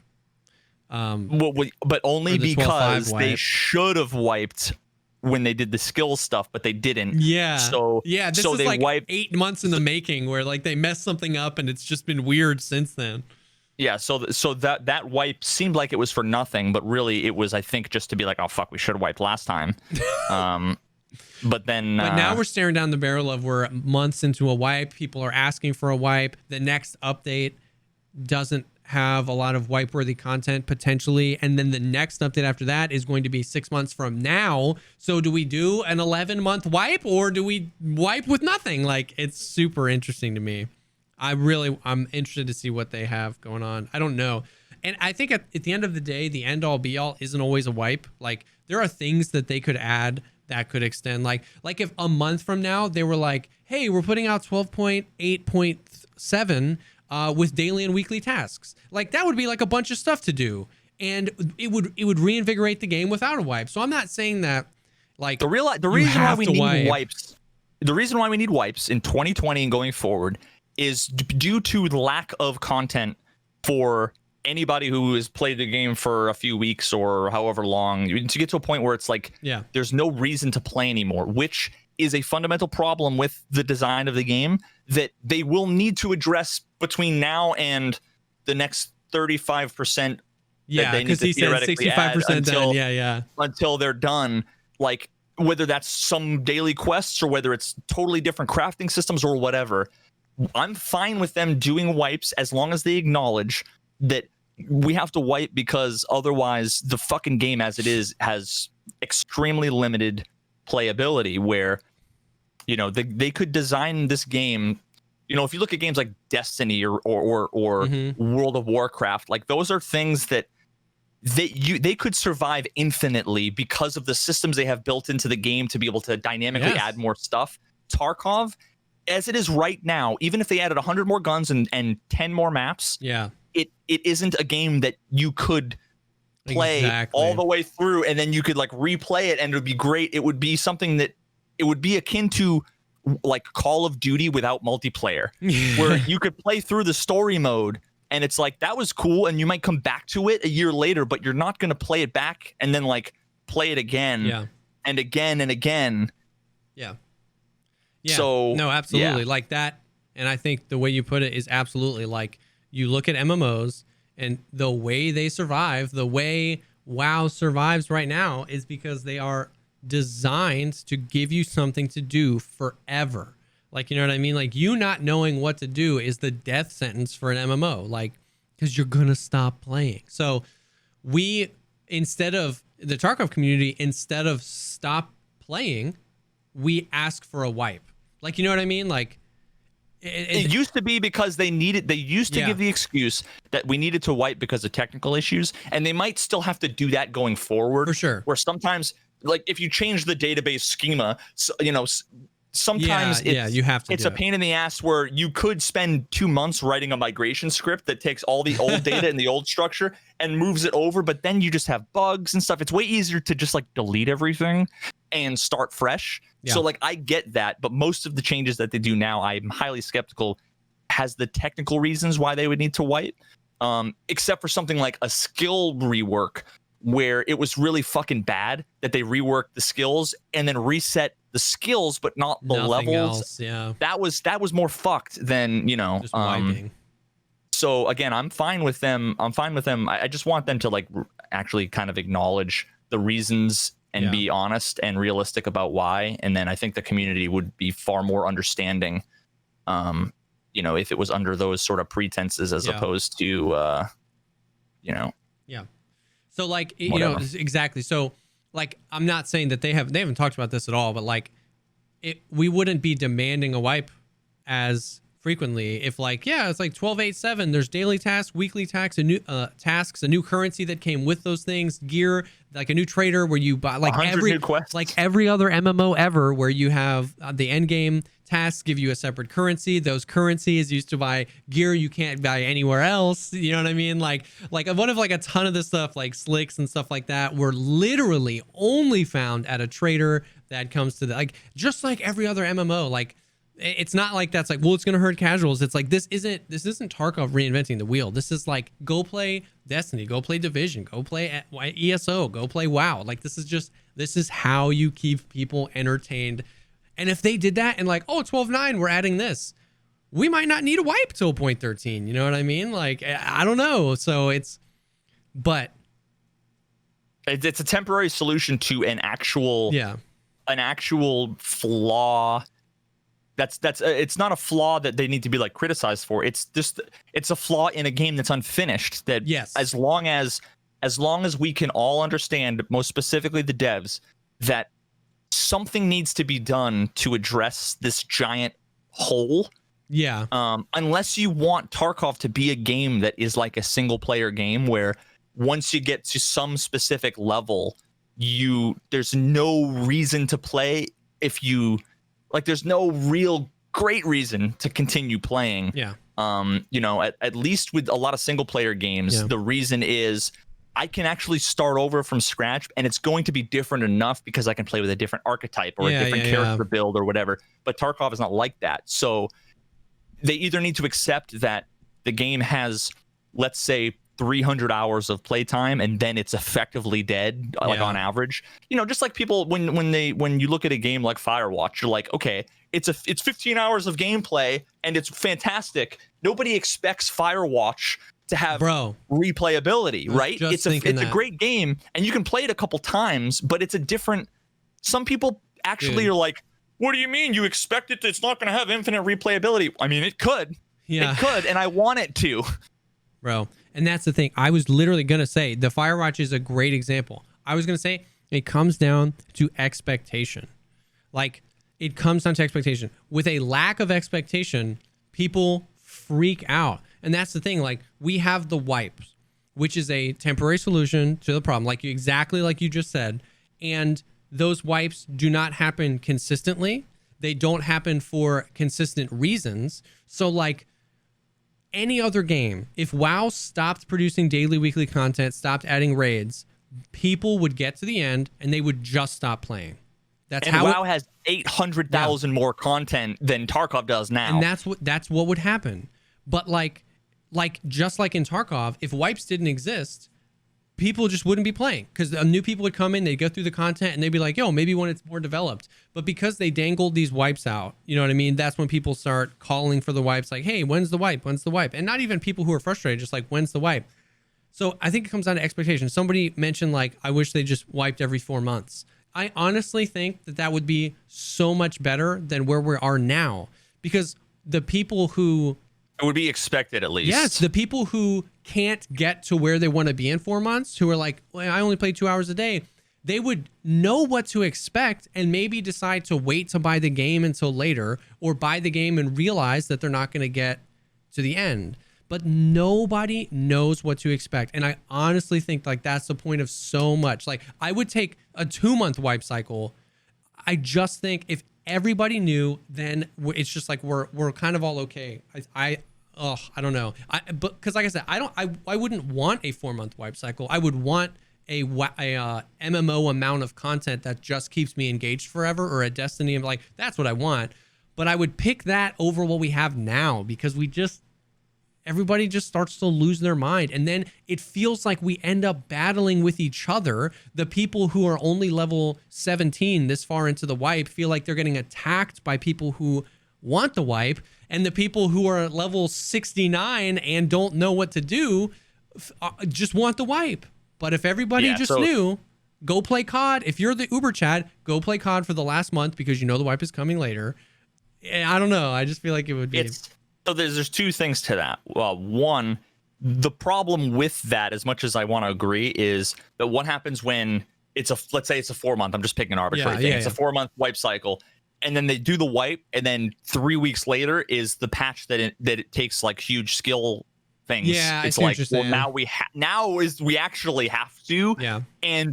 So now we're gonna wipe after 2 weeks. That kind of sucks, but at the same time, I don't know. It's also not the end of the world. Star Citizen's development is they push out a patch. They don't wipe the servers anymore. They used to every like 3 days. It was awful. They put out a patch, a major patch every quarter. And if a feature does not get developed in time, it gets pushed to the next patch. You know what I mean? So like, it really comes down to not have that thing. If it didn't make it by wipe, it would get in the next wipe. And then they would feel, I don't know, I feel like that would help them not like push these things into the game. You know what I mean? Because it would just, I don't know. That's also, I'm not a developer, I agree with you. That helps from a development pressure standpoint, but not from think about one of the biggest things that they've done recently is say, we're going to do more consistent patches. Yeah.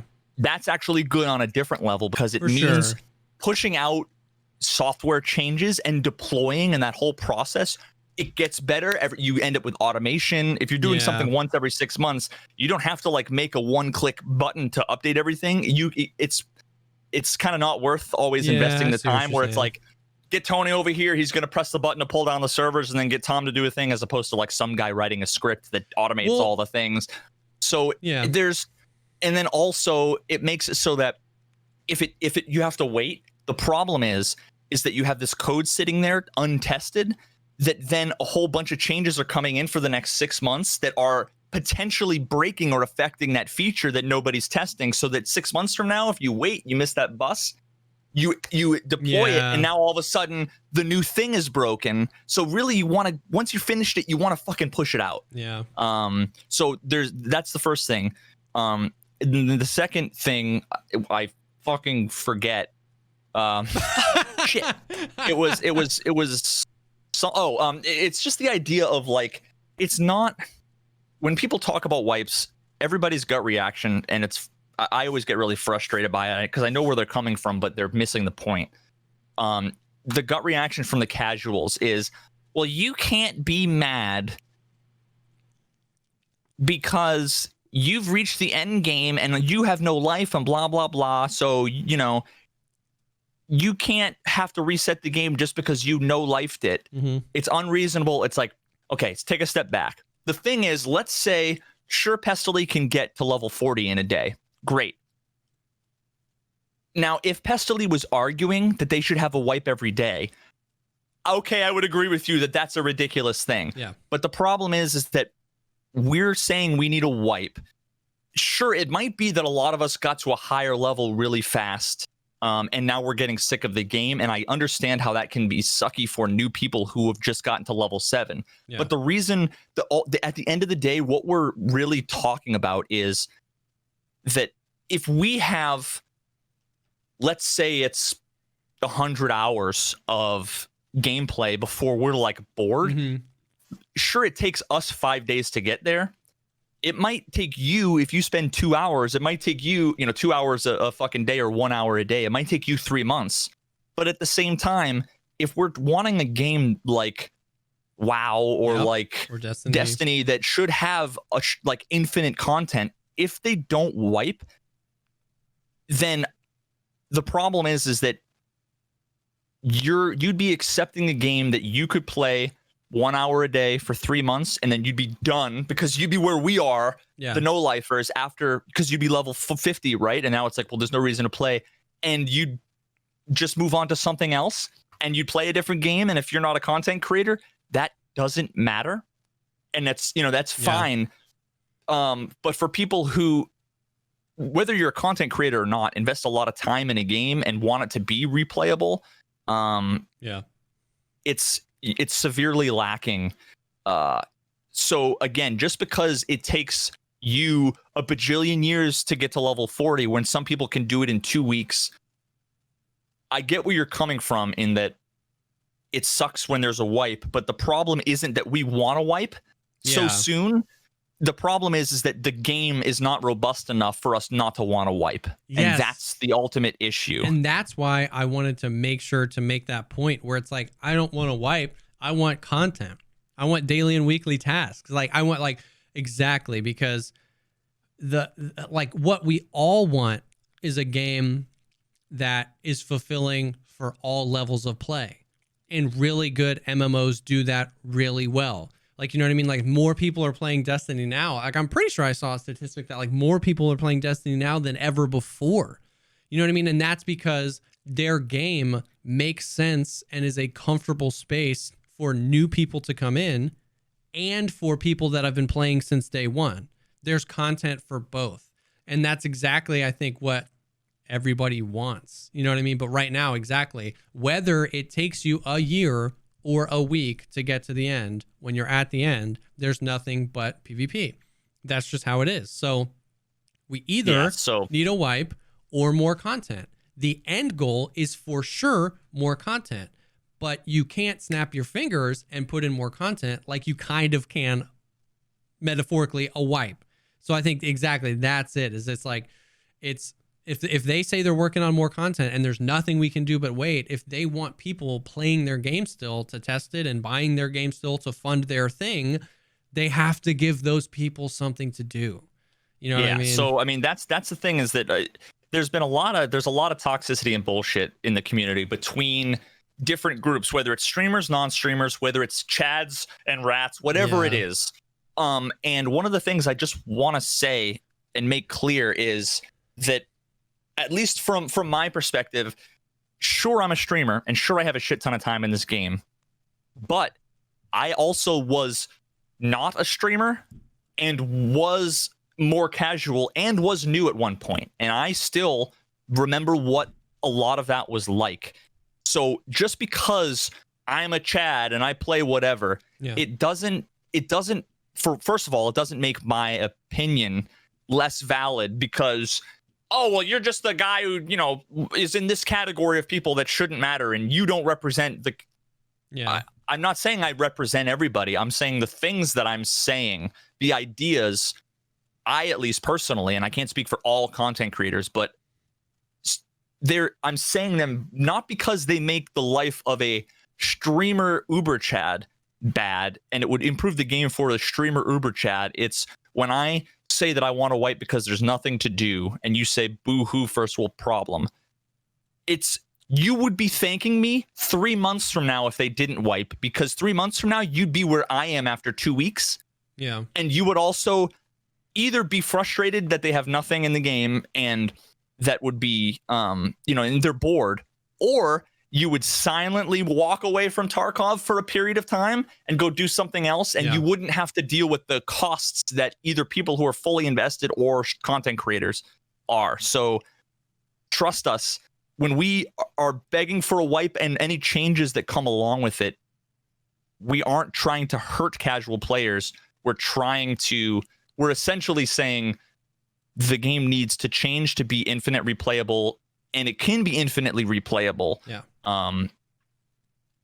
It's not just an issue for people like me or Pestily or whoever. And I think that I personally think that oftentimes it comes down to like an expectation of what type of game we're playing, because like you can make an argument like a game like Call of Duty has some sentiment of infinite replayability without anything really changing. You know what I mean? Because it's competition. Exactly. But there's a level and there's stats that matter, and you can win games. Tarkov doesn't have that. Yes, I know, but that's exactly what I'm saying. And so if you have 100,000 people playing the same game, and some people are looking at it like it's going to end up being a competition game, then why ever wipe?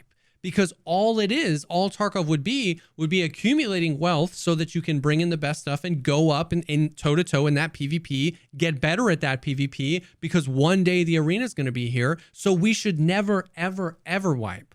But the other thing is that if you look at it like an MMO, then PvP is not enough of legs to stand on. In an MMO, no MMO goes, you reach level 30, go PvP for 3,000 hours. No MMO does that. And then on their website, they go like, highly competitive MMO, Escape from Tarkov, Russian-based thing. So nobody freaking knows what game. RPG. Yeah, RPG. It's an story-driven. Story-driven. Story-driven. It's like every adjective is like, well, there's no story. There's 1% of RPG elements. Yeah. It's also not really competitive. It's not that. It's not that. It's not that. It's not that. So it could be. It absolutely could be, but it's just not. So that's where I think it comes down to, because like this conversation never ends. No matter how good of an argument you make that like to be an MMO style to be, and I'm not saying it has to be an MMO. Like I'm saying like what we're talking about is an MMO amount of replayability. No matter how good you make that argument, there will still be people that go, that doesn't matter though. All I want to do is PvP and compete. And then it's like, then there should never be a wipe. And so it just comes down to like, once again, I think expectation set of what nobody bought Firewatch, or at least nobody with a brain bought Firewatch to try to play it 7,000 times so they can get 3,000 hours out of the game. They understood what game they were buying. Yeah. So, I mean, a good example of kind of the thing I'm talking about. And again, this is not, I'm going to caveat this and it won't fucking matter for the 20% of people that don't listen to the caveat. But like, I'm not necessarily saying they should do this. I'm just saying, here's an example. If they made it so that you have all these skills in the game, like a real RPG, where you know how like you can be a mage, or you can be like a brute force dude with an axe, or you can be like a guy with 2 swords who's like a little bit more roguelike, or you can be like an archer. If they made it so that like a lot of the decisions you had to make about your character and the build and the gear that you could take and whatever drastically altered how the game felt and played, that right there is a way to make it so that when you get to level 40 or whatever and you get bored, you can start over. Yeah. And it's not just doing the same quests over again, because the character changes, and you building a character spec'd a certain way would change not only the competition but also the playability, and you'd be strategizing later end game things around, well, I'm going to use this skill because this skill would make sense, right? Like that's just a way where you have now printed 2,000 more hours of playability with the same amount of content, just by designing the game in a way that makes it so that the decisions you have repercussions. And even if another example is the quest system. If when you take a particular quest system, or a path, a decision, if it like locked a bunch of other particular quests, trader here, or like you could unlock Jaeger or unlock Fence, and all of their quests were different, and certain gear was available and easily accessible each way, again, then it makes the decisions you make more interesting, and you can play it again, and it's going to be not different in just the experiences, because honestly, every game should be different in the experience every time you play it, unless it's a fucking single player point and click puzzle based game, right? Like when you play, well, I won't go down that route, but now with Tarkov, you only rely on having different experiences with the same exact content. But which is it does add some dynamicism to the experience, but it's only a little bit. Whereas if you make it so that your character design and your skills and stuff change, well, now you've just multiplied that by 20. And then if you make it so the quests are different, you've now multiplied that thing by 40, which it's just exponentially makes the replayability so much more massive. And exactly. And it's I think that's a good way to put it. Like printing hours of replayability without even necessarily adding a whole lot of new content. You know what I mean? Like it's not guns and it's not maps. Yes. I was talking the other day to somebody. I was like, what if it would be interesting if you picked Bear, you didn't have access to Peacekeeper or Mechanic ever. Like you could get NATO weapons off of people you killed, but you couldn't buy NATO weapons. Or the flea market. And when you get level 50, you unlock the ability to start as a level 1 USEC, where now you can replay the entire game without Prapor or Skier. You know what I mean? That's a fucking great idea. And now you have two characters. You double the entire amount of gameplay loop with no new content. You're just restricting content that's in the game now. And you're not forcing people, because right now, if you want to do that, you need to wipe, which means you have now erased hundreds of hours of that progress. You have to make the choice. Whereas in every other game, like in Diablo, you have like 8 character slots where I'll just play as my Hammerden now, or I'll play as my Fire Source or my Magic. Like you can switch around, and it would even make the current gameplay feel cool, because when you kill a dude with an M4 and you were the Bear, you'd be like, "This is sick," and you don't have to overpay for it. You'd have to like find ammo because you can't buy it from Peacekeeper, so you got to find ammo before you bring it out, and it's just like it. This is exactly what we're talking about. It's not, like you're saying, it's not maps, it's not guns, it's not even necessarily this whole, like, we have to develop a whole new system. It's like, lock frickin' Peacekeeper and Skier from me, and then when I'm 50, I'm gonna replay the game as a NATO dude to try to get some M4s up in here. Like, make it so that when you choose between Therapist and Prop, or who to give the folder to and whatever that quest is, make it so that she won't fucking talk to you for like 10 levels or something. Because now the decision you have to make is, I have to give her 3 million rubles to say I'm sorry, which is just annoying. As opposed to like, it's annoying, it's not interesting, it's not immersive or whatever. In the real world, right? If it was actually a real decision with real consequences, it would be like, do I want to not have easy access to meds or easy access to, armor or guns or whatever it is you're choosing between? Maybe it'll make it so that now she's locked at level 1 forever and you can't progress with her until you have a different character, and then you can make your USEC then be Peacekeeper and Therapist focused. It's like, it's the reason why you can play Skyrim 100 times, because sometimes you can be the fucking friends with the vampires, or you can be friends with the companions, and like whatever. It's simple shit that can. I just hope, and here's where the entire conversation would be diverged to.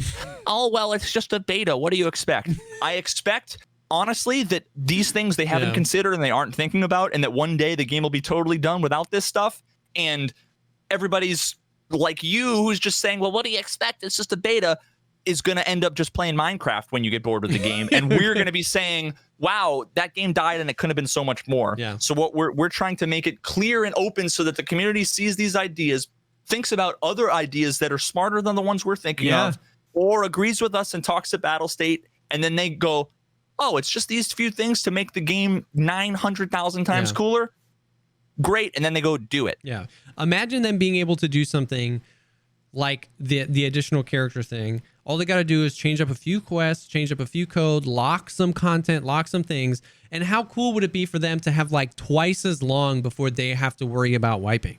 Because exactly like you're saying, and they get to then just develop at their own pace. They're not like super worried about like timing these huge wipes with perfectly released content. And they can like, it wouldn't just help us. It wouldn't just help, streamers, chads, content creators stop complaining. Like, what what we're trying to communicate is what we want here is helps everybody. It's a perfect game that makes them a crap ton of money and allows us to play it forever. Like, that's a win-win. It's not like, you know what I mean? We're trying to come at it from every angle. If you lock the content, though, you're making it worse, because if I only get to play for an hour every quarter and you're locking the content, I'm not going to have access to it. I don't know about you, but when I played Skyrim, I thought it was really frustrating that I couldn't instantly get anything I wanted, and that I couldn't cast every spell, and I couldn't have ebony armor from the beginning, and that I wasn't maxed out on everything, and I didn't have the top tier gear, because I only get to play once every 4 months for 46 minutes. So the fact that you want some sort of gating to make it replayable, that's shitty. Unreal. Yeah. The game should work, and for people who play 1 million hours a day and 1 hour a year, and it can.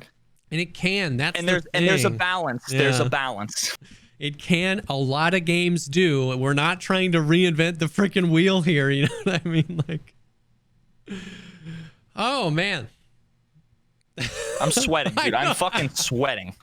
I don't even know what to freaking. How do we? This was another long boy too. It was another long boy. We got like disconnected, and I restarted, and we're at 2.5 hours on my timer, and that was since the last time I opened up OBS. Yeah, that was after 45 minutes of audio. So yeah, I think. Yeah. So that covers all the brand new content that's coming in 12.8, all of the stuff that we can hopefully expect during the 12.8 cycle. Except my streamer item, which I thought he was going to announce, but he didn't, and I hope it still comes in 12.8, and I should probably I got to send him a message. I'm sending him a message right now. You should. Be like, you need a streamer item. I was waiting for it. He didn't say it, and I wrote it in chat 4 times, but it was in slow-mo. Just come on. Did you really write it in chat 4 times? I was like, hey, any new streamer items coming in 12.8? And it would like scroll. It's 80,000 people all getting Twitch drops, and it just scroll away. And I'm like, I have to wait like 10 minutes for the timer to go down. I'm like, Control V, enter. Yep. Nikita's always like, you can ask questions. I see him looking at chat, and then as soon as I hit enter, he turns and starts talking, and I'm like, no, fuck, I missed my chance. Oh my God. I'm so excited. The anticipation is crazy. It was supposed to come in 12.7. I'm just gonna my mini quest. I mean, they've solved it for me. They don't need wipes anymore. My mini quest is to fill my EOD stash with my streamer item. Yes. That would be amazing. But yeah, everything in 12.8. It addresses the wipe. No wipe with 12.8. Nobody knows when the wipe is. Wipe. Wipe. But thank you guys. Thank you for hanging with us for another long episode. This was a blast. This was good for me. This was like therapeutic for me, dude, to talk with you about this stuff at the end. Dude, I'm fucking excited. I've been staring at this fucking TX and this AVS. I've been like just clicking in between, just being like, because I'm actually excited to play Tarkov again. Heck yeah. And I think we came up with some bomb ideas. I'm stoked. So anyways, it's more ideas to be completely misunderstood and never implemented. Yeah, we don't talk about that. Let's just ride the high. Let's ride the high. I'm sorry, I did so good. I did so good. Well, thank you guys so much for hanging. This episode will be live on my YouTube channel tomorrow, and the audio will also be live this week. That was on me last week for just not sending the audio to Veritas for like 8 days. This is a weekly show. Aqua FPS this week. We were supposed to have one this week. Some scheduling stuff just kind of exploded. It's not next week. It's going to be the week after next. Okay. I forgot to tell you that. The week after next? Yeah, he's moving. He's coming on the show.